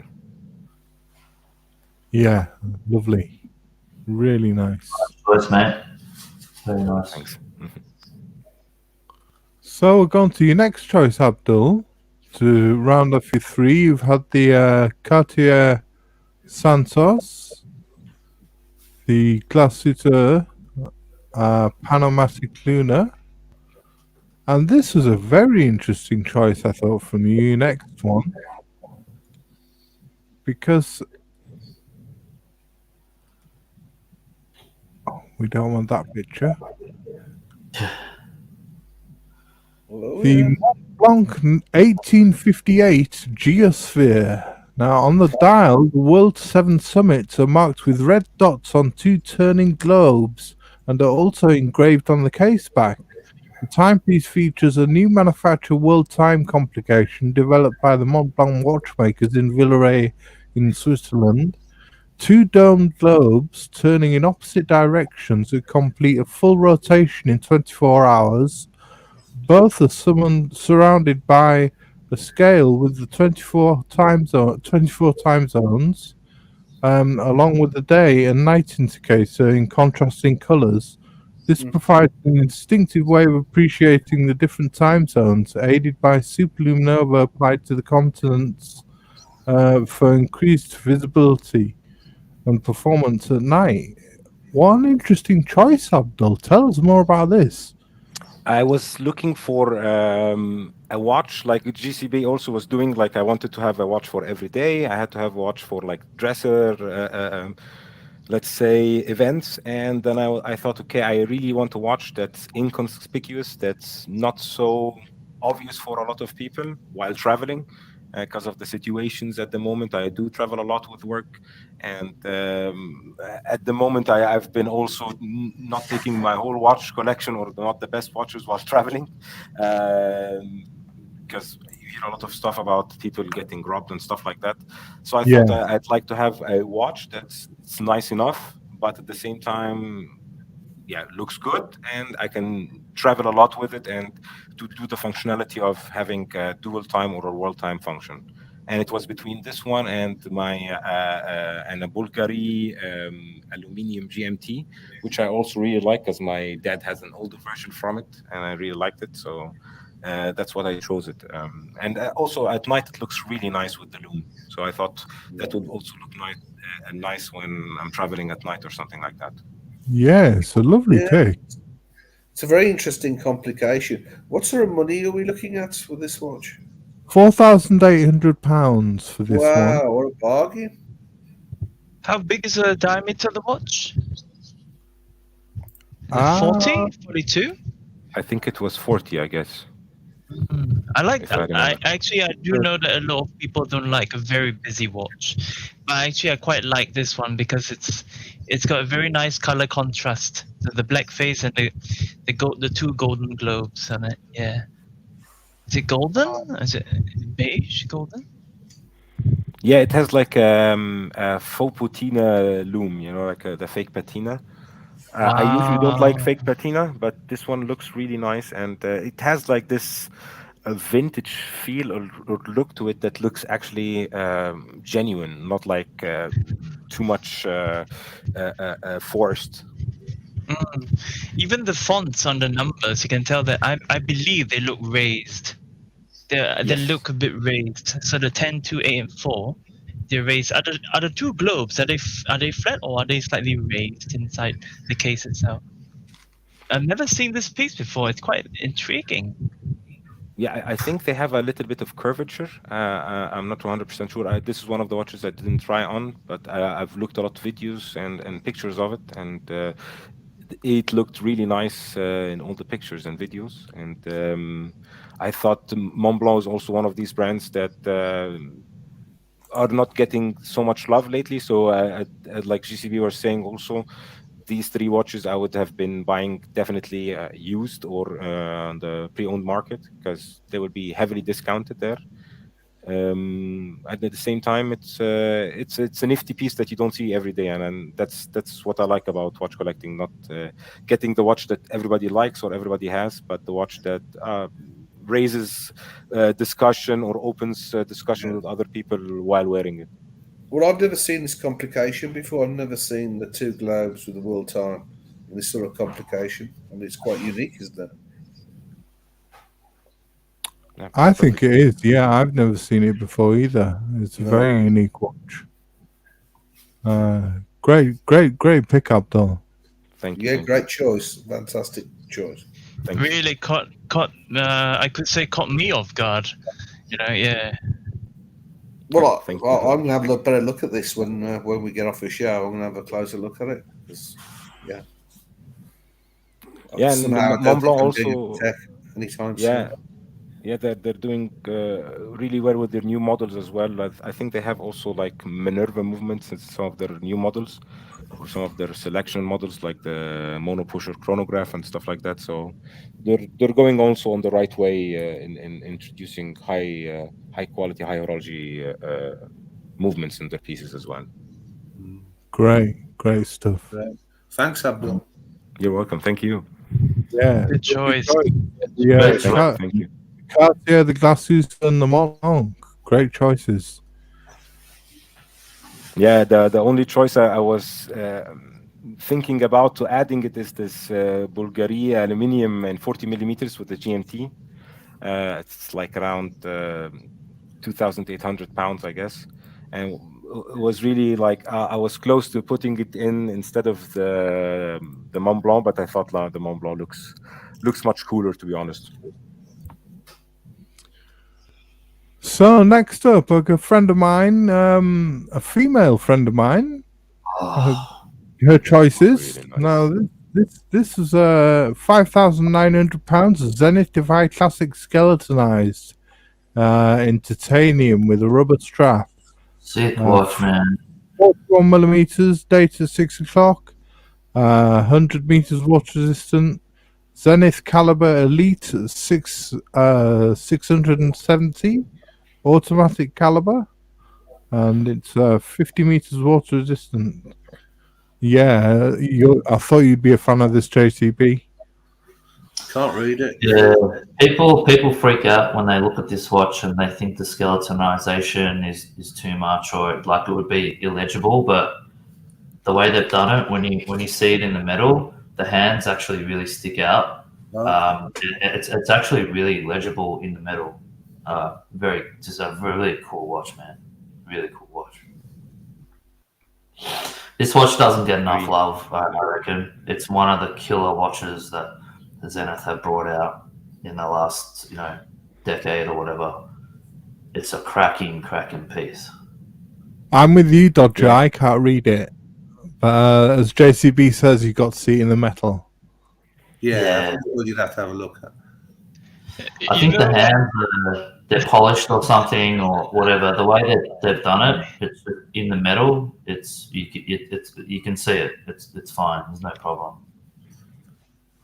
JCB, when this watch appeared, the first thing that came to mind, I was going to say, is it a Hublot? I was sitting forward and I realized, there's a Zenith word there. This piece, right, looks like an insect on the inside. Yeah. In terms of skeletonized watches, this is probably on a scale of 1 to 10. In terms of the whole, I wouldn't use the word mishmash. It's almost like a 8.5 in terms of what's happening inside there. But I really need to see this at a different angle to see if it really is the legibility of this. But its complexity is not just about legibility. I think it's a lot of the stylistic sense. You know, skeletonized watches are always meant to look complicated, especially when you, especially some pieces when you turn the cases horizontally.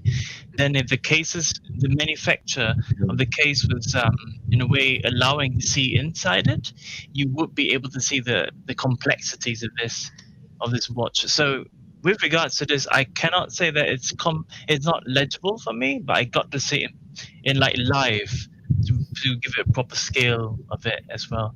Yeah. What's your opinion, Abdul? I'm actually not a big fan of skeletonized watches, but I really like this one.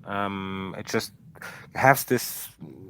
I don't know why. Meatball also said it correctly. It looks like a Lamborghini wheel. It does actually look like a Lamborghini wheel, and it might be that's why I like it. I like cars, and but it just has this something that just. If I don't think I have the wrist to wear it, and I'm not a big skeletonized guy, but if I were in the market for skeletonized watches, I would be looking at this one because it just looks really nice. It's titanium as well. Okay. How big is it? Is it 42 millimeters or 41? 41. Yeah. Yes, like you said, GCB, I really think tennis are doing great at the time. They do a lot of great watches. They're not recognized for these watches that they do. They're only recognized for the watch that, everybody wants to get because it looks like a Daytona. Other than that, yeah, exactly. Other than that, every other watch is, undervalued, but it's good for us collectors because we can catch them up on the secondary market with less money. Exactly. Yeah. These things, I think, like in Aussie, the retail is about 11.5, but straight away you can get one on the used market for around 6.5. Really, lose that much value to it? Wow. Yeah, well, that's the list price. You could buy it from the AD with a discount, say of about 20%, but then even if you get one on the secondary market, it's way cheaper. Like the value just drops out of these things, and obviously that's good and bad. But it's good for us, like Abdul was saying, for the collectors when you spot a bargain and you swoop on it, and you can even nickel and dime with guys to get them down even more. Mm-hmm. And you're picking up, quality pieces, man, quality. Yeah, and from this angle, like you were saying, it does look actually more legible because now we can see that the finishing of the inner parts are different than the indices and the hands. Yeah. Actually, what Abdul, you're really raising a very good point, because in the initial image of this piece, when we're looking at like flat on the table, it looks very hard to read the time, But with the complexity of skeleton watches, a buyer who buys a skeleton watch is sometimes is not because of simply saying, "Oh, I want to wear a skeleton watch." But the main thing is also the way of appreciating the complexity of how inside of the watch is. Skeleton watches are actually when the type of buyer, the people who buy skeleton watches are actually a very unique group of people who buy skeleton watches, because it's a reflection of their own characteristics of how they see life. But in terms of this piece, I would say if there are other color alliterations of versions, I wouldn't mind having a look at them. If you ask me, would I have this one? Not the straps, with this strap. I think I would do it with a mesh, a silver mesh, or a bracelet on it as well. Yeah. You can get a full titanium bracelet with this one. Mm-hmm. Nice. Yeah, mesh would look nice, I think. I think to supplement the case. Yeah, to supplement the case, really. Yeah. Like a blue gaiter strap, a very thin gaiter strap would also look like really nice on it. Thank you. Yeah, that's one of the options actually, Abdul. There's a blue gaiter. Okay. Yeah, it's actually rubber on the bottom and leather on top. Nice. Blue. Yeah, it's really cool. Looks nice. The interesting thing that was raised was also because the pricing of this piece and how some people say that it has depreciated over time.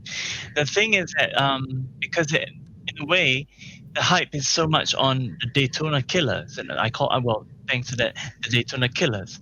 So the thing for this piece really to gain the recognition, to get more advertising awareness, is to play around with the colors of the inner bezel, right where the indices are, just beneath that inner bezel. If they do the change of the color, and as well as for those who already own this watch, play around the straps. Even if you get like a very nice white strap, really really blasty white, Arctic white, it's very beautiful actually. Personally, yeah, it looks young and sporty. Not, and you will, when the straps compensate, right, for the visual effects, you no longer feel that the skeleton itself is complicated. It's not so jumbled, like a big mess of things. Yeah. Yeah, so this is one from my friend, and I think it's a great pick from her. So we'll move on to a second pick, which is a lot of money from the budget, £12,960, and but Mrs. Dodger chose said that you need a bit of Cartier and a bit of Tiffany in your collection, and my friend's gone with a gold watch instead, and it's the Tudor Black Bay 58 18 karat gold. This is a self-winding movement with bi-directional rotor, open case back with sapphire crystal. I don't think you need the open case back that much because it's not such a glamorous movement. It's got an 18 karat yellow gold case, crown and bezel with a matte green aluminium bezel insert and gold gilded markings and matte green dial. And the snowflake hands are 18 karat gold as well as the gilding on the hour markers. And it has an alligator strap with 18 karat gold buckle. So there's a lot of 18 karat gold going on this one. What do you think to this, guys? There was silence. I like the gold is watch. not my cup of tea, to be honest, but maybe for a lady, yeah. Yeah, I was just gonna say I like the watch for her choice. That she definitely wants to have a gold watch that you can take everywhere because it's a diver as well. So she is a huge Tudor fan. She's a huge Tudor fan. And if you're gonna get one Tudor that you're gonna speculate, let's say we're in a speculative market right now, and the past 20 years showed us that the ugly ducks are the ones that go up in price the most after a couple of years. So who knows? Maybe this would be a future classic in 10 years. But for diving, the gold's very soft. It's gonna, if you knock that on a bit of coral or something, it's gonna take a chunk out of the gold, the crown or the bezel. How many millimeters is this? I don't think you're going to be diving with this. It's a 39 millimeters Y2K. Thank you. 70-hour power reserve is using the caliber MT5400, COSC certified. 70 hours power reserve. Yeah, and I think they Tudor cheaped out in their customers for gold. That's why they put the see-through case back, because it doesn't make any sense. You have all the Rolex watches in gold, no case back.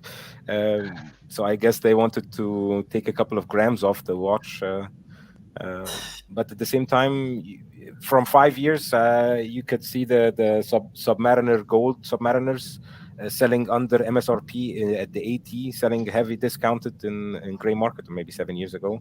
Right now, they're overpriced, I would say. So I think this might be a speculative piece. If you want to speculate on the market, why not? Yeah, I wouldn't put my money in it. Danny's saying he didn't think it's too bad a price for an 18 karat gold watch, and which is fair enough. But I think for a lady, it's a great choice. It's a more bit of jewelry, really, isn't it? It's a jewelry piece. Yeah, if you like Tudor, definitely this could be a jewelry piece. But if I was in the market for a jewelry piece, let's say, I would pay that money in a day date. So at least I Yeah, have a full solid gold bracelet, and day dates are just timeless. yeah. It's not doing it for me, this watch. I think so. Look, I'm usually pretty cool with snowflake hands, but on this particular watch, because it's gold, I feel like the snowflakes, like I always associate that with Tudor tool watches, you know, like the Pelagos or whatever. And here, I don't know. It's just not. It's just it's too much of a juxtaposition having gold with the snowflake hands for some reason. Just sort of, it's not working for me. I know it's a minor gripe having a snowflake hand, but overall as a package, it's sort of confused as a tool watch or a dress watch. It just doesn't. I don't know. It's a bit of a confused beast, in my opinion. This watch. Yeah, okay then.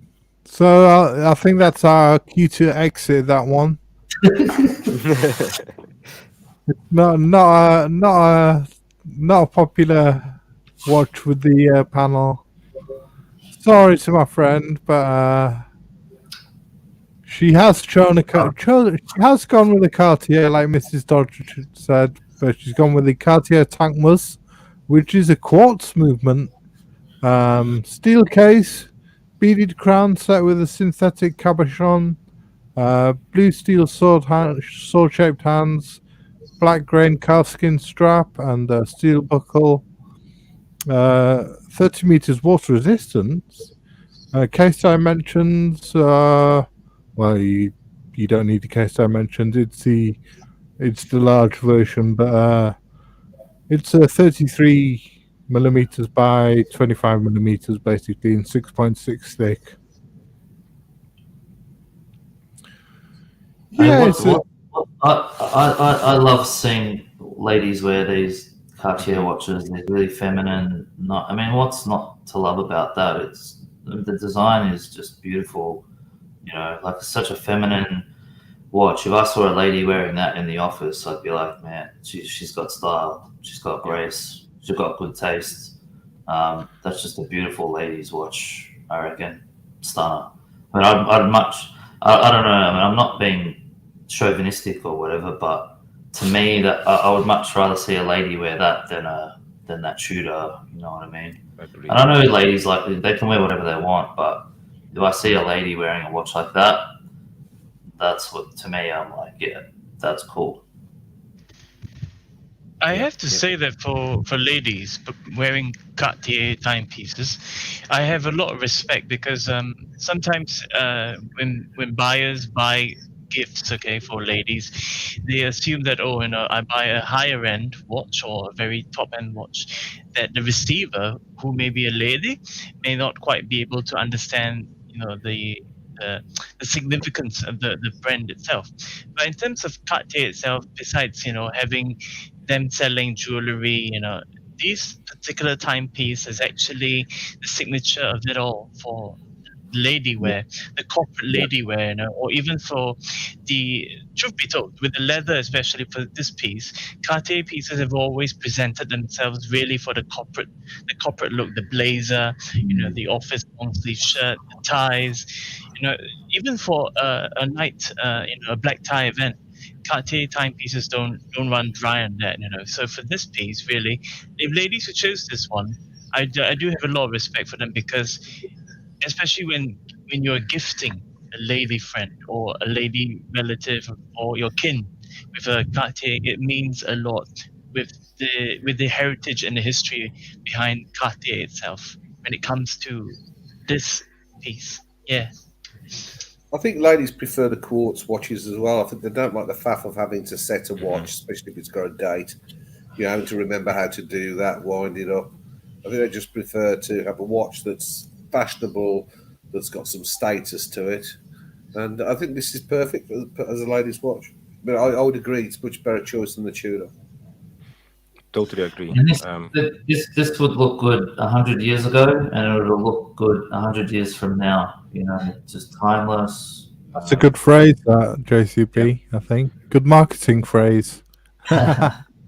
Yeah, I have to say also my wife likes these watches. I got her a couple of vintage tank, not from Cartier, from other brands. They used to do it in the 40s and 50s, like lookalikes from tanks and Americano tanks, but they were both hand wound, and she didn't seem to enjoy them that much. And then I got her a Ronda Cartier Ronda quartz, and she loves it because, like you said, she doesn't have to set the time. The watch is ready to go, and she wants to wear it. And but she loves this shape as well. So I have to say, every time I see a tank or an Americano tank Americano on a lady's wrist, I think, okay, this woman knows her style, knows how to Yeah. to wear something that's simple but very elegant at the same time. Yeah, absolutely. Yeah.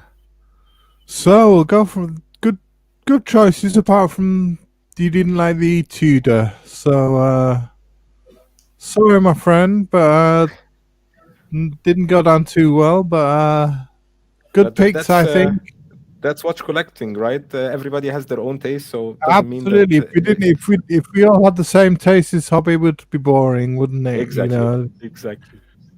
So we'll move on to Jay Wright's choices, and he's going to start us off on one which is a brand that is a love it or hate it brand for a lot of people. I love it or hate it. It's loved by the Japanese and hated by a lot of Rolex lovers. Grand Seiko. This is from the Elegance range, the Skyflake automatic spring drive. Used for the first time in 2005, the Snowflake dial is well known from Grand Seiko and has been coloured blue on the Skyflake to represent the snow from the Shinsui Watch Studio, which is the birthplace of the spring drive. The dial is characterized by the texture that shows a rough snow surface, which is caused by severe cold, and the watch has Zaratsu polished lugs and a blue steel second hand, complementing the blue snowflake dial. The caliber 9R6S automatic spring drive movement has a 3-day, which is 72-hour power reserve, and which is shown using the power reserve indicator on the bottom left, which is a very contentious between a lot of people. And there's an exhibition case back to the movement, which is the caliber 9R6S, which is currently the standard spring drive movement used in most models. And so, are we Grand Seiko fans or not? There's something about this photos, because they're not doing the dial the justice that it deserves. Because when you see this one in the metal, that blue actually really pops. It's quite bright. It's actually I much prefer this one over the Snowflake. This blue dial is I don't know, something, maybe there's the way the pictures have been taken or whatever, the lighting. When I saw it in the Grand Seiko boutique, this was the one that stood out the most. Actually, it was a really nice piece. They're another one that when you get Grand Seiko on your wrist, you feel the quality. You know where the money's going. I like Grand Seiko. I just haven't found one that I liked enough to pull the trigger on. But there's a few pieces that have come out lately, like the silver birch and in that line. Yeah. Oh man, they're nice, man. £5,250 this one, so it's quite well priced. I mean, what do you think of the Grand Seiko, Abdul? You fan? I really like it. I actually tried this one also in Rotterdam a year ago or a year and a half ago in the AD, the Grand Seiko AD there, and I was really stunned by how well it's made, how good it looks on my wrist. The only thing I don't like is the power reserve indicator at the 8 o'clock. I'm just not a fan of power reserve indicators with automatics. That's number one, because it's useless for me. If I'm wearing an automatic watch, I don't need to know what's the power reserve. It's automatic. That's why I bought it. And if you want to put a power reserve, just put it in the back. I would just take off the watch, put it in the back, look at the back side. Okay, it's half full, half empty, whatever it is. But it's just one of these watches that I was really, really thinking about buying. But like JCB said, I'm just looking for the perfect Grand Seiko for me. I think there is one that's hand wound with a similar dial, a different case shape. That's my number one favorite at the moment. I don't remember the reference number, but this is definitely my top 5 Grand Seikos. Yeah, I've tried the Skyflake on, and I didn't like it that much, but I know the one you're talking about, Abdul, and we're going to come to it because it's my choice. Perfect. Yeah. So, yeah, we'll move on from this Grand Seiko, and we'll go to Jay Wright's second choice.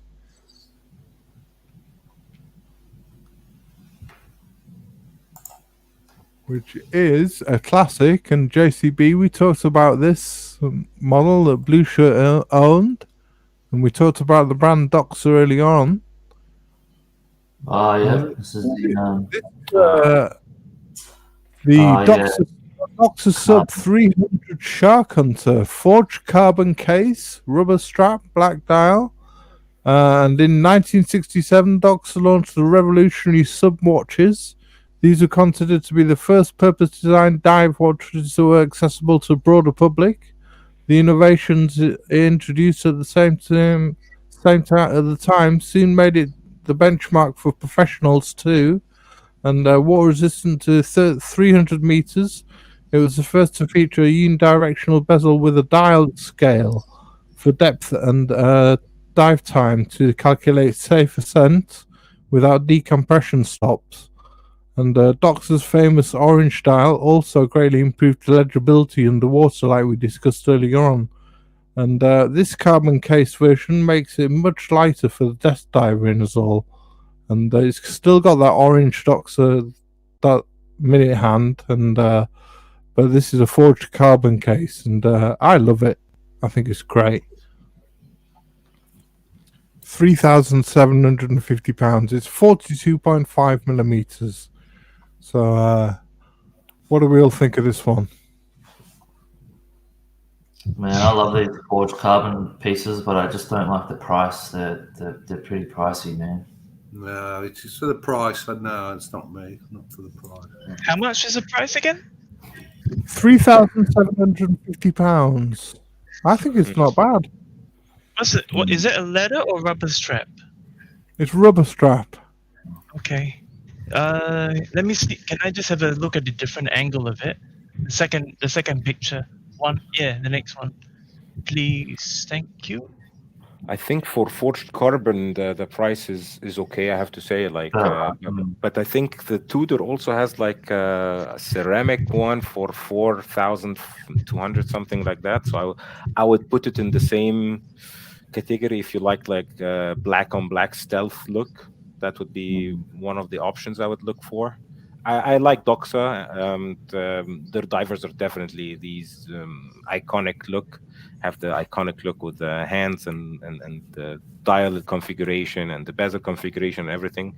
But I think there is another version from that. I like it more. I think there is a limited edition version with a bit of maybe less orange. I don't remember exactly, but it's a cool watch. But the price is also. There's a whole heap of colors with this one. It comes in like yellow, blue, red. Yeah. Just looking at that one there on the picture on the screen, that looks badass. That looks really nice. That I actually like that watch a lot. Yeah, below it comes in a lot of different colors, but not the forged carbon, not the carbon one.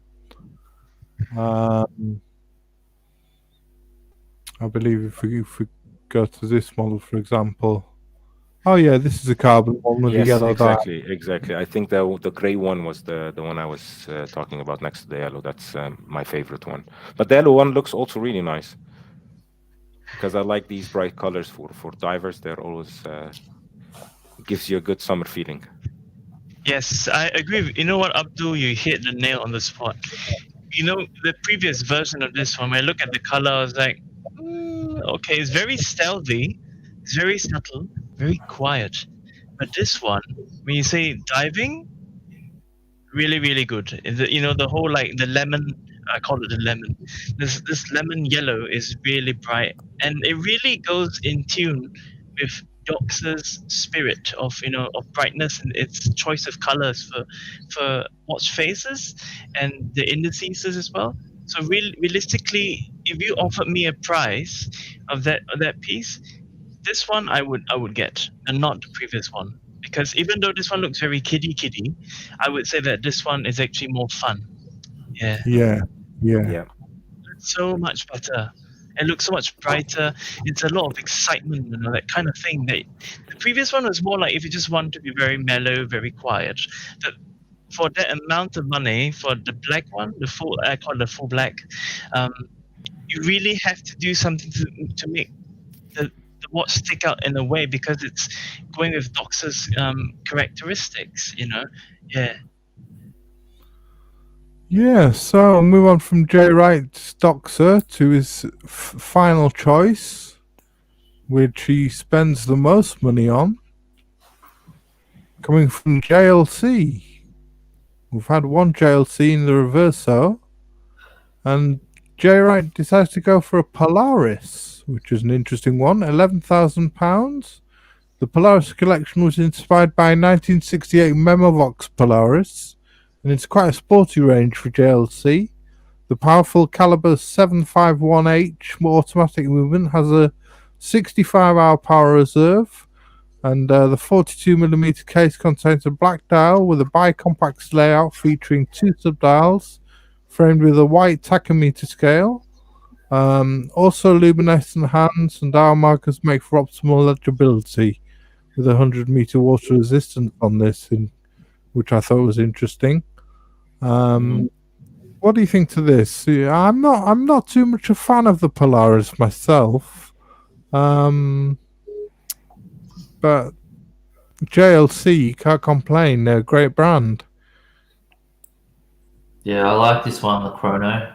Yeah, I think it's a cool watch. I tried the blue dial one on, and yeah, quality piece. It's nice. It's actually a really nice watch. Yeah, this is the black dial as we see there. Yeah, the black dial. Yeah, there was something a bit odd about the blue dial one though. Like you can see how there's three different textures on the dial. There's that sort of that sandblasted finish, and then around where the markers are, and then in the middle of the dial you've got the sunburst finish, and then on the subdials you've got this sort of smoother texture. So on the black probably would be cool, but on the blue dial it just sort of was just like too much sort of going on. I felt like that was the only downside for me. So maybe on the black it might be cool. I think this watch is one of those that you need to see in the flesh because with those different contrast textures and the sunburst, I'm sure it's going to be looking a lot better when it's on the wrist than it does in any kind of a photograph. So I don't think these pictures are possibly doing that watch any kind of justice. Yeah. I agree as well. I think in on the wrist it would look much different, like a lot of GLC watches that in pictures they don't do justice. Yeah, I like the Polaris line in the sense that they put a lot of complication on it. I think they have one with a Memovox alarm as well. That might be my favorite because I want to add an alarm in my collection, and I want to add a GLC. And having an alarm with a GLC and also 100 meters water resistant, that would be a pretty good combination. Yeah, well, as I said earlier, the Polaris collection was inspired by the 1968 Memovox Polaris. So the Memovox is a natural inclusion to have on this watch. Mm-hmm. Yeah.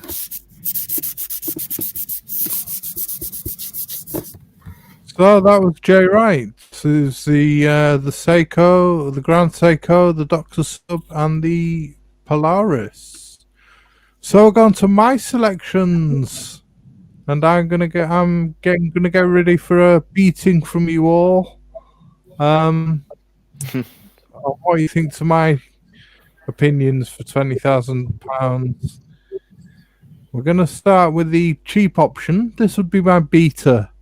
This would be the all-round beta. This is the Breitling Avenger Automatic 45 Night Mission. DLC coated titanium case. Khaki green calf skin leather strap. Breitling caliber 32.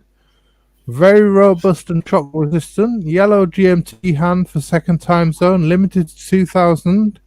Arabic numerals are like stenciled numbers used on decks of aircraft carriers, apparently. And the rugged bezel and grip pan on the crown are easily operated wearing gloves.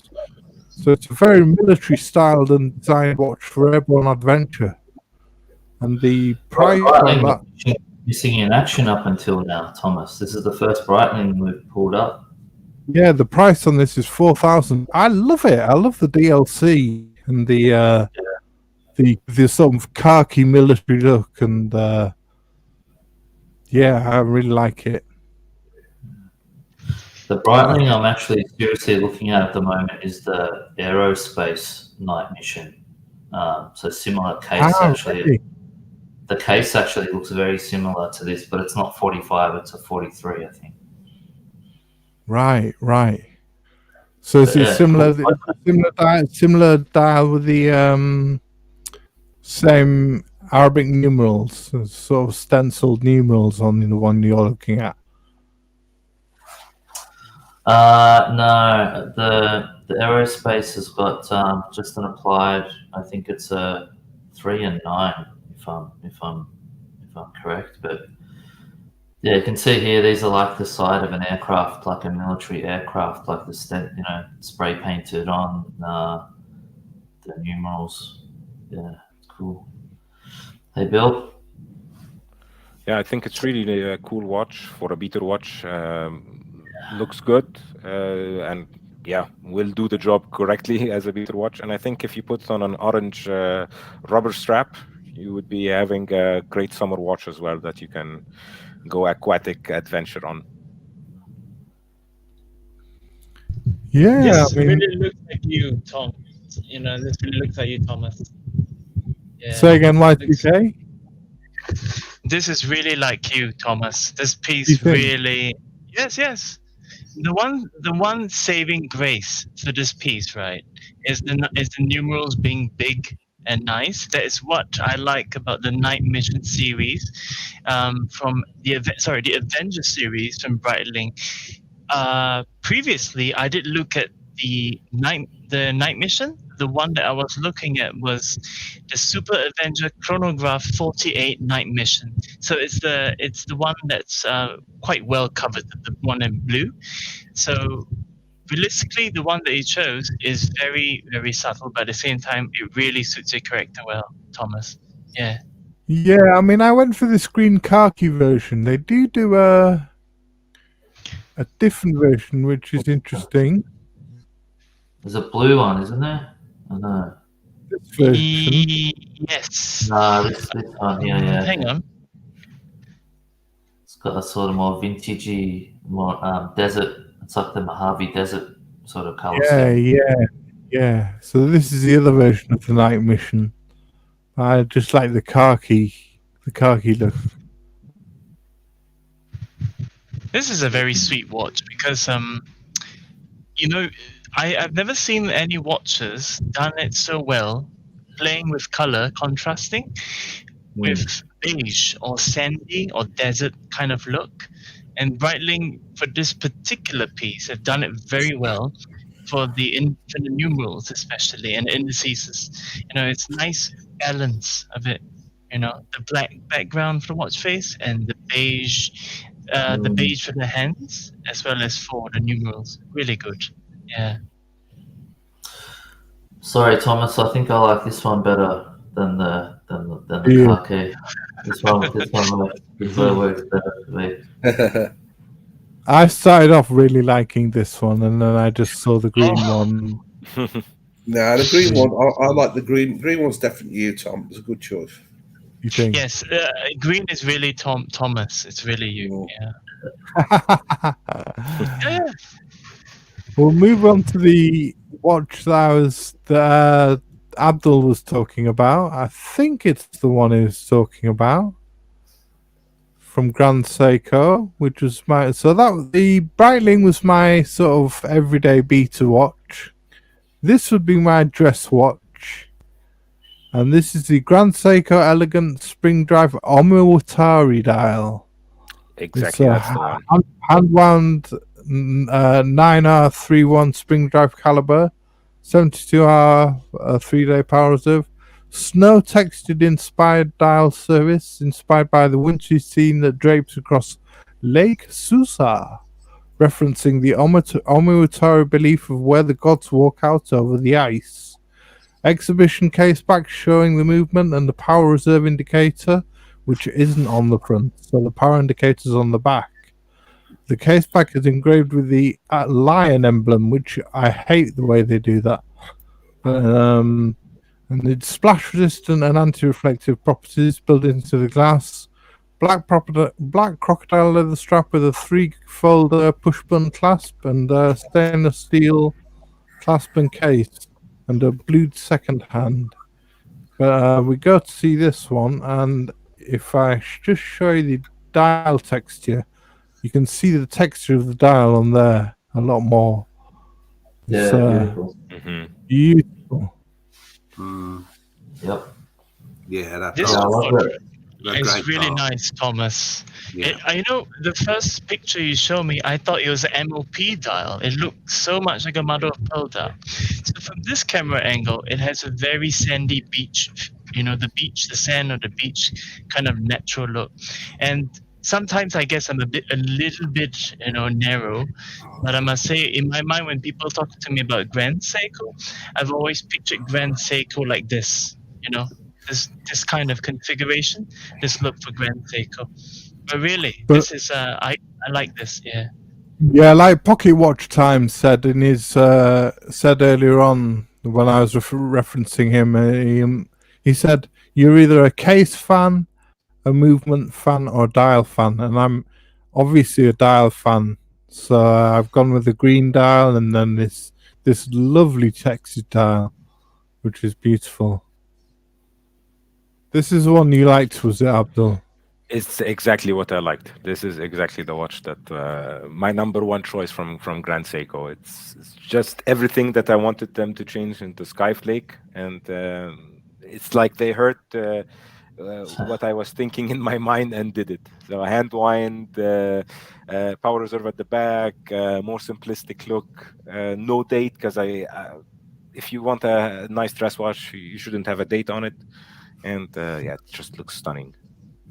Great choice. There's a power. And look at the movement. Yeah, that's on the back. Yeah, that's Crador level kind of movement. Yeah. It just looks really nice. A different kind of finish, more like a bit of Germanic with the base plate, with bouchons and on the jewels. Looks very nice, in my opinion.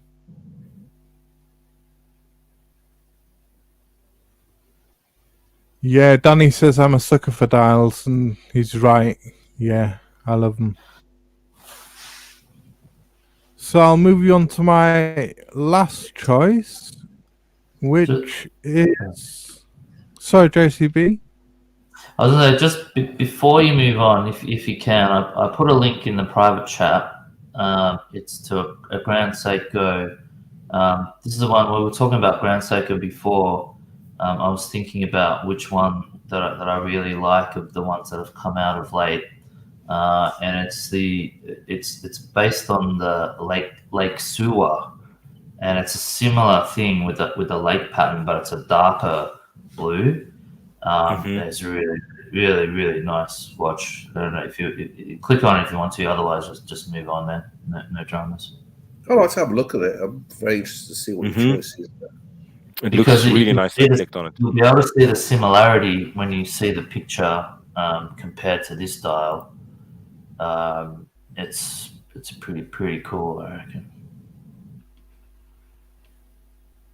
it's deceptive because the watch face looks like MOP, mother of pearl, which sometimes when the way they design watches, sometimes the aesthetics of the first impression aesthetics do count, because it actually makes buyers like accept that, oh, because it is made of this material, okay, it's all right, it's fair deal to pay that fair price for this material. So that can happen too as well. Yeah. Yeah, and I Right. love that they put the power reserve at the back as well. Even it's automatic, they put the power reserve at the back. It looks much better. I'll just try and pull that up now. Much cleaner. Yeah. Because if you're doing a dial like that with that much texture and look, you should give it as much real space as possible. Not take from it for a power reserve. They're really the master of the dials, I reckon. Yeah.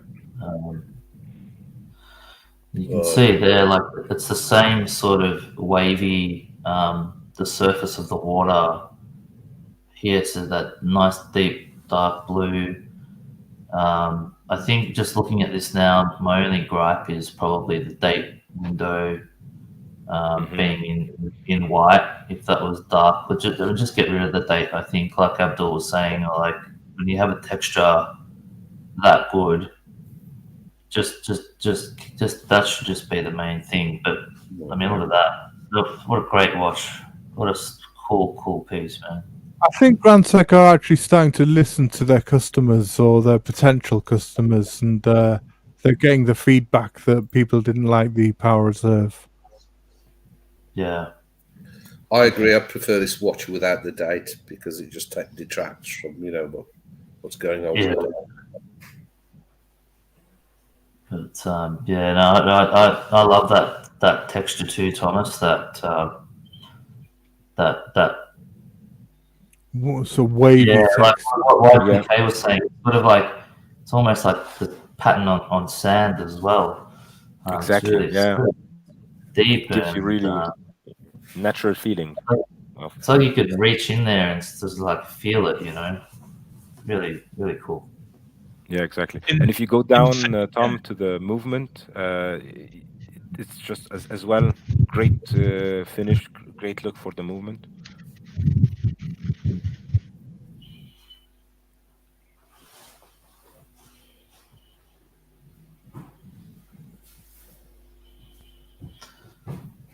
So I think this one came out after the Silver Birch watch. So they're sort of taken that, the case and movement and whatever, and just put a different dial on it, I think. Pretty cool. Nice watch.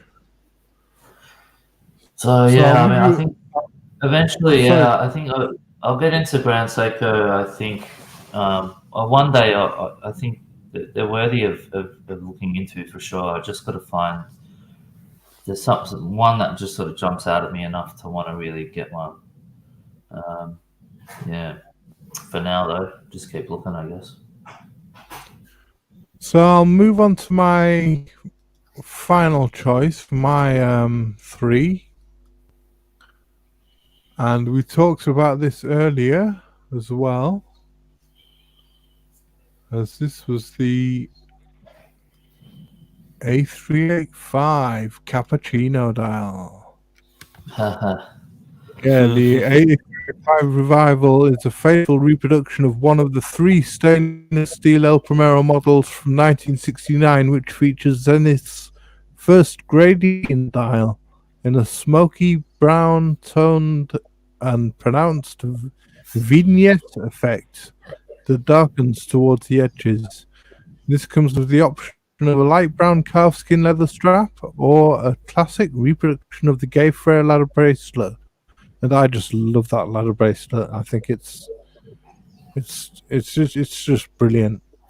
I know 73 Math has got one of these. He bought the ladder bracelet. He's got an A384, sorry, the one you chose for the JCB, and he bought the ladder bracelet for it, and he loves it.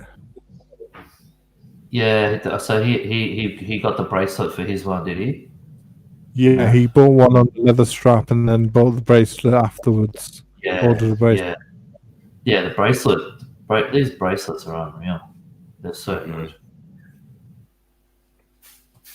They're really cool. Good thing I didn't choose these two watches, Tonk, and because we would have then 2 of our 3 watches exactly the same.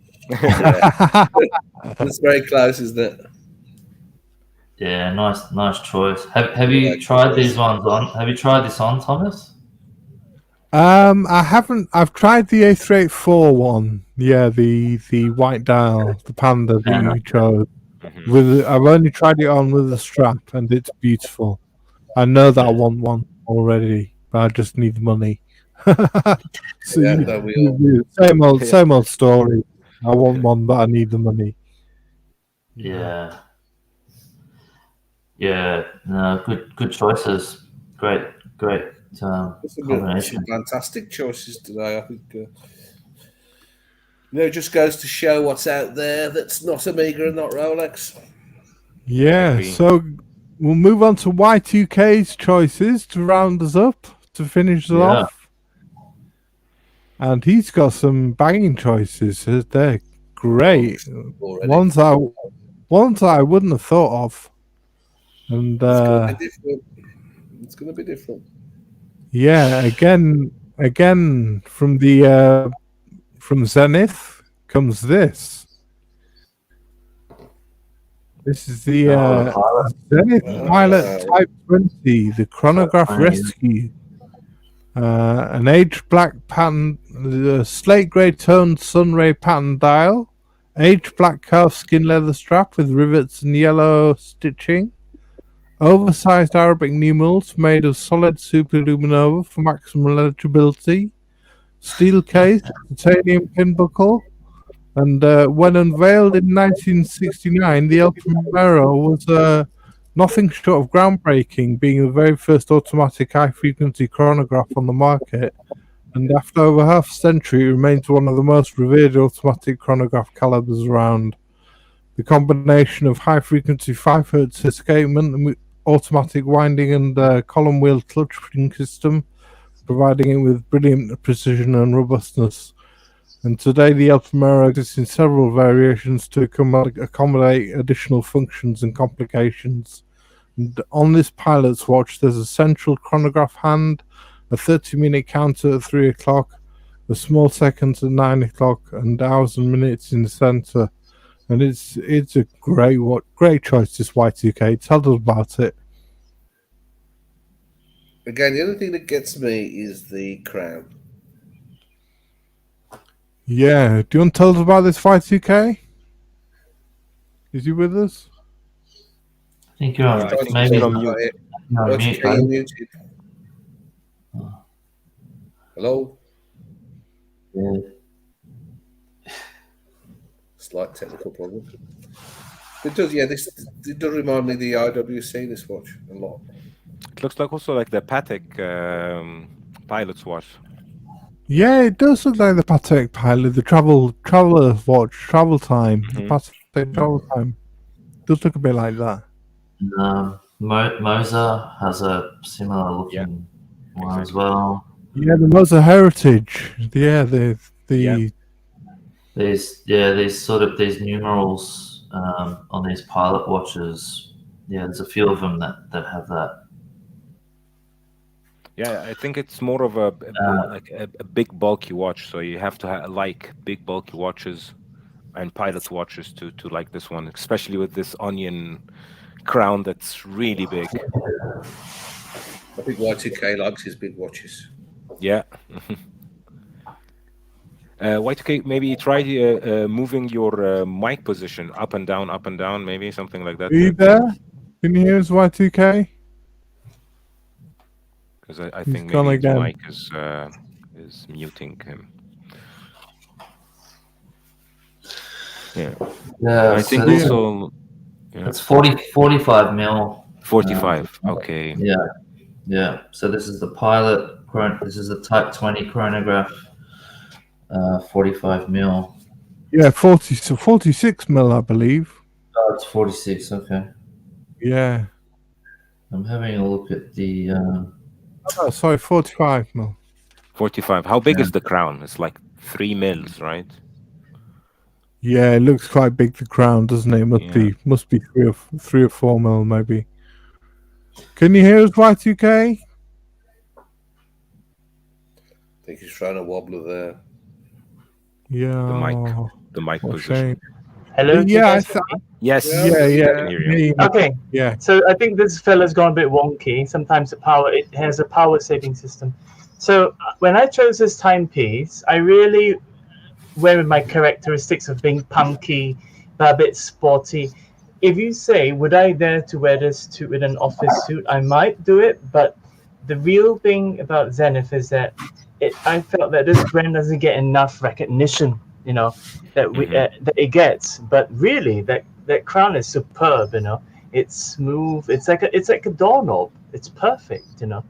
To me, I like chunky monkey watches, but the whole idea is, if you're spending a lot of money, the same thing as the concept of real estate, make sure you get everything, the big bang for your buck. Make sure you're getting it. And the main thing is that the numerals, we don't often see this in Zenith pieces. The numerals are large, crisp, and clear. It's not like something that you need to like take a moment to take a look. Oh, okay. But this one is very much in your face. That's what you get, and it's amazing. And the leather strap is a bit of like a cool, like almost like a 70s retro kind of band feel. Almost like it gives me that Led Zeppelin kind of feel to it. At the same time, I really like it as for what it is. I've never seen this one before, but when I looked at the reviews and people on YouTube, I really say that this piece, aside from all the Daytona killers and all this, and when you wear this, it's uniquely you. It's your personal choice. So that's why I feel that this really was one piece that I would really like. Zenith, when as a future buyer of this, I would like to have this on my wrist as my Zenith. It's the Zenith that represents me. Yeah. Nice one. Yeah. Yeah, legibility is number one in this watch, I guess. Yeah, it's Absolutely. very legible. Yeah. Just like to say hi to Lucy. Thanks for the comment. Yeah, good to see you in the chat as well again. Yeah, but this watch is a great watch. We were just saying it looks like the Patek and the Patek travel time, and a bit like the Motor Heritage. It's got the same Arabic numeral font.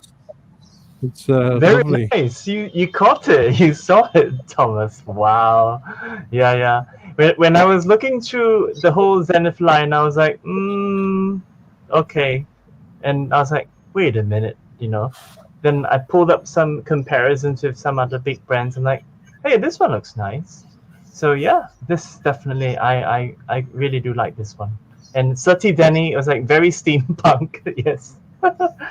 Yeah. Nobody would actually know this is a Zenith. Nobody said, oh, it's just a watch that's got very punkish look and all that. But nobody would know it's a Zenith. Yeah, so we'll move on to second choice. And this one's been chosen on numerous occasions by people. We've had it from Bafaris. And it's turning into a bit of a classic. It's the Alex watch. It's IWC Pilot. It's quite scary listening how some of us actually have very similar tastes. But with credit where credit is due, really, I give it to Alex, the watchmaker. He wore on his wrist, and even for a guy of his stature, this watch looked very, very pretty. And even for the crown itself, for me, it's all about the comfort, the crown. I don't know if you guys in the chats or even the panel, you have ever tried to have very small little crowns. You're like digging your nails, trying to get it out and all these things. So I do appreciate a crown that's comfy, a comfy crown that's really great. But the main thing is that I always challenge conventions when it comes to watches that don't get sufficient marketing, sufficient recognition. And I tried this one on my wrist. The only stopping factor is just the price. That's all. So if I was to really go for this one, I would probably hunt it down in the grey market area. Yeah. Well, And Alex is selling his, yeah. so you never know. It might be, price might be right. Yeah, Alex is selling his. So if anybody wants one, get in touch with Perpetual Time Limited, and I'm sure you can work out a good bargain. And it's a Yes. wonderful watch, beautiful watch, as you can And see. it's got the stamp of approval from Alex at Perpetual Time, really. Yeah, from So a yeah. wonderful watchmaker, you can get the seal of approval. He's worn it himself, and obviously a great choice. Correct. Yeah. And Yeah, it's just if you a notice, classic. right? Yes, and if you notice this with my previous Zenith, take a look at the straps, and you can tell that the straps actually, the straps have these little buttons at the top, and the previous Yeah. Zenith has a very big. So it really is a reflection of how, in a way, a very devious character. Especially, we always think like those old leather jackets or the biker jackets and the metal pins and all those things. So I've always had a very nice fancy with that kind of look. Yeah, but this piece, even if you have those pins, people cannot say, "Oh, it doesn't look." Once they see the watch itself, it is really like, wow, Yes. I think the pins also are like a notch to the old Bund straps, the Flieger straps, the pilot straps that were used in the war, because they used to fix the leather with these pins, and I really like the look, but it's too big for my wrist as well. I really like the IWC, the smaller ones, maybe the 42, 41, smaller sizes. Would go a bit more with my style, but this looks really nice. Yeah, I agree, Abdul.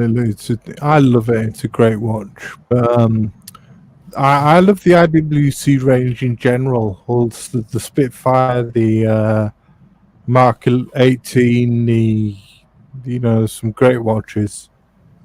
Yes, Yeah. and this would actually be my dress watch. Truth be told, I would do this as my dress watch, really. Any day, Monday to Friday, going to the office, I would wear this. If you wore a black shirt, right, a black long sleeve shirt with a suit and all that, and if you wear this on, really, it's top to bottom in sync, really in sync. Yeah. I've seen a few guys wearing these with suits around town. It looks really good. Mm. It actually works really well. Well, Alex Yeah, always wears black, and I've got to say it sort of suits him, because he's always wearing a black t-shirt and trousers, so it does seem, does suit black style. So we'll go to final choice, Y2K, Yes. to round the show off. And JCB, you were saying there wasn't much Breitling, so we've got another Breitling for you. Cool. The Super Ocean Automatic 46. Black steel. This Super Ocean Automatic features a 46mm DLC coated stainless steel case with 18 karat gold, red gold, hands and bezel with inserts. The rubber strap has either DLC coated stainless steel pin buckle, folding clasp, and is also up to 2,000 meters water resistant. So it's quite a deep diver, this one, isn't it, Y2K?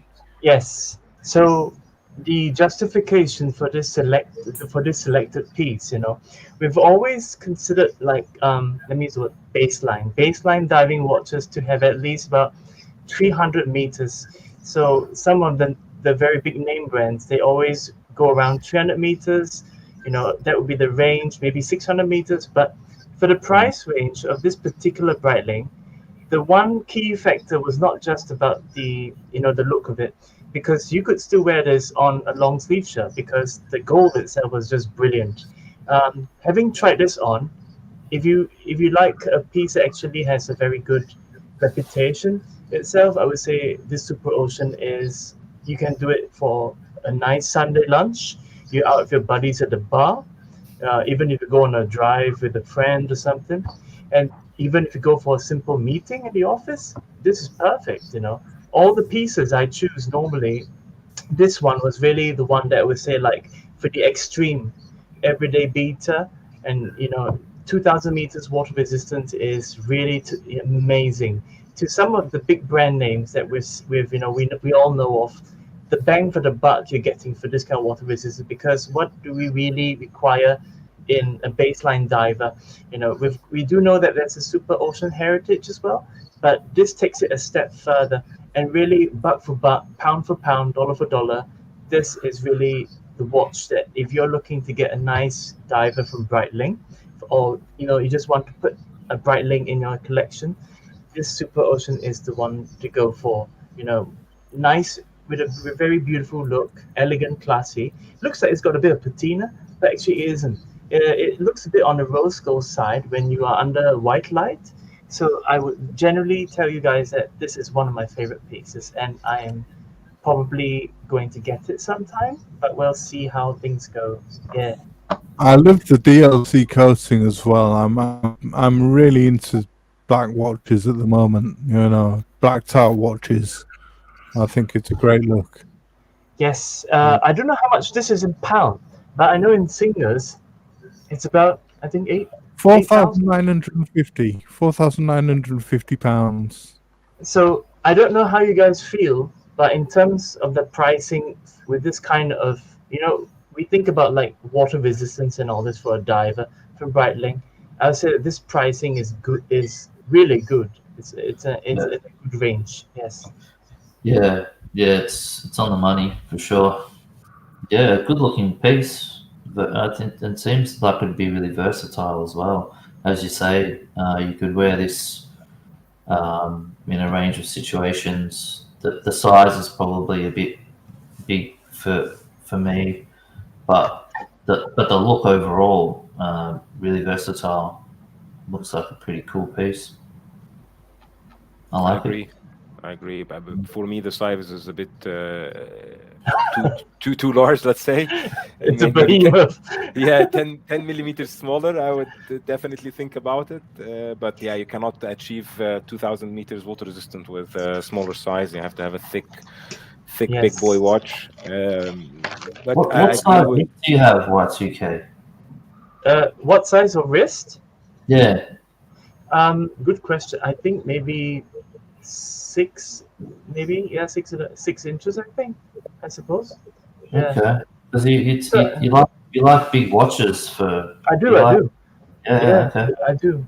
So surprisingly, when I tried this on, the one thing that if you guys notice, for certain dive watches they have that helium escape valve, or this one, I do not recall seeing it. I don't recall seeing it. So in a way, if you are a Breitling fan and you want to do the diving bit, yes. So this is one piece that I would say that doesn't have the extra thing sticking out, or even that button on the side and all these things. So simplicity is in the way that it's presented. Yeah. Yeah. Do you think you'd be able to see this? Would it be legible at 2,000 feet under 2,000 meters or whatever? 2,000 feet underneath. Well, I think there's a lot of factors. We do have to consider the loom. You see, so we have to see how long the loom can last. But the main thing of it is that if we were at hyperbaric conditions, yes, and most divers at that point, if you're commercial diving, with the Kirby Morgan helmet, with the lights and everything, and all you need to really do is to pull your wrist up and you can see it. So the main theme about diving pieces is all about immediate legibility and ease of use of the bezel. So all of this is which Breitling has actually considered for its users. They don't simply go soft. They really looked into not having extra bits and pieces on the side, but giving you a whopping 2,000 meters, and it's a Breitling. So most people always say, if I go for a big brand name, it's all this. But sometimes, especially when you're doing a diving kind of range of watches, you have to remember it's a tool watch. So it's an everyday watch, a 2-watch, and this for the bang of the value. People could say they have a big name brand, but none of them could go as deep as this can with the price as well. So a lot of it also goes into the consumer consideration for pricing. Yeah, yeah. Just like to say a big shout out to Mr. GMT. Thanks for joining us. Great to see you in chat. Yeah, great stuff, Mr. Sexy. Yeah. Always a pleasure, Superman.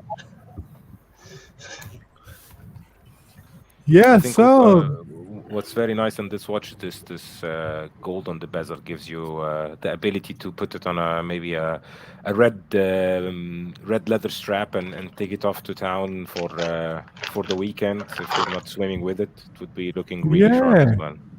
interesting, Yes. Abdul. Yeah. And actually, I must really say thank you, Abdul. Speaking of straps, yes. So, if you guys really feel that the black rubber is not good enough, you can also get these stainless steel mesh straps in rose gold. Let me just get the lighting up a bit here. So you can get these straps in rose gold. It doesn't look like rose gold, but it's actually rose gold. Yeah. So you can actually get these. Imagine you attach it to the watch itself. You will have a very good color combo from head to toe. Rose gold with the bezel rose gold and the bottom rose gold. Really interesting dive pieces because we don't really see mesh straps with this kind of color, rose gold color, and that is just really one perfect piece. Exquisite diving watch, really. Yeah. Yeah, thank you for that, Y2K. Yep. Great stuff, So- Y2K. Great choices. Cool Yeah. choice. Thank you, guys. Great Thank you so much for your support. Yeah, great No, thanks, choices. thanks, Thomas, for all the work you've done in the background, analysing these things and telling us Oh, more that's about great. It's Yeah. no problem. Yeah, thank you for joining us, everyone. It's been a great show, and thank you to JCB and Abdullah Watches. And you can Pleasure. check out. Please check My out their pleasure. channels. JCB's got a channel, The Hot Take, and Abdullah Watches has got his channel, Abdullah Watches. My And, channel is nothing compared to Abdul's. Get on to Abdul. He's got some great Get on to, content. get on to Thank you Abdul's so much, Watches. JCB. Abdul's channel, Abdullah Watches. It's a great channel. I'll We'll I'm drop the a bit link. late. You guys put your channels in the comments. We'll drop the links in. I'm a bit late for. Just bear with me and I'll see if I can post a link. Thanks, Nick C. Thank you, Nixie. Yeah, and and guys in the chats. I really And enjoyed then- the challenge.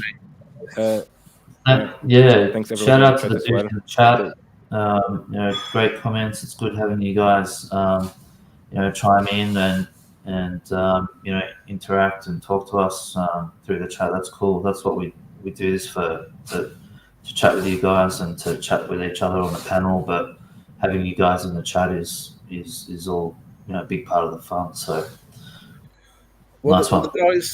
the guys are planning a bit of a chat show, probably in the middle of the week. So the panel will be more open for people to sort of hop on, join in, have a chat. If people want to come on and talk about what their 20 watches, their 20 watches from the 20,000 will be, that'd be fantastic too. But yeah, it show's all up and running, and yeah, it's going to be on a little bit more frequently. Hello to Bufaris in the chats. Yeah, good to have you again, And I have to Mr. say the Bufaris. challenge was really hard to choose only 3 watches with 20,000 Yeah. because it's like a kid in a candy store. Candy You store. just want to have them all. Yeah, And it's hard. it's pretty hard. But I really enjoyed selecting stuff that I wouldn't normally select, but at the same time gave me opportunity to expand my horizon, let's say. Credit is due. Thank you, Thomas, for this suggestion of this topic.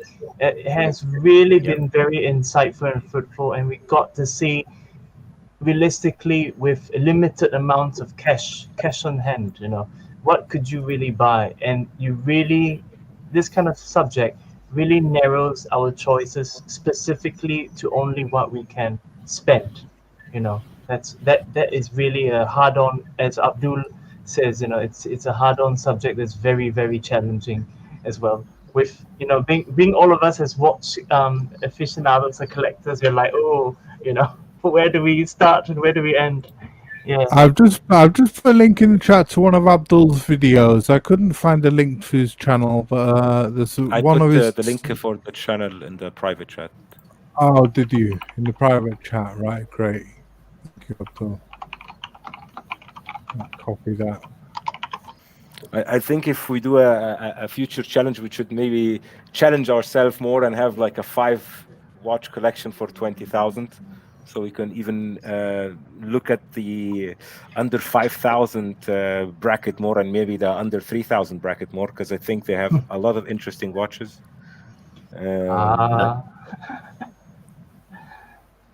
You're just saying that's cheating, Abdul, because that's like you're the expert on that area, man. You come out with all the good stuff, man.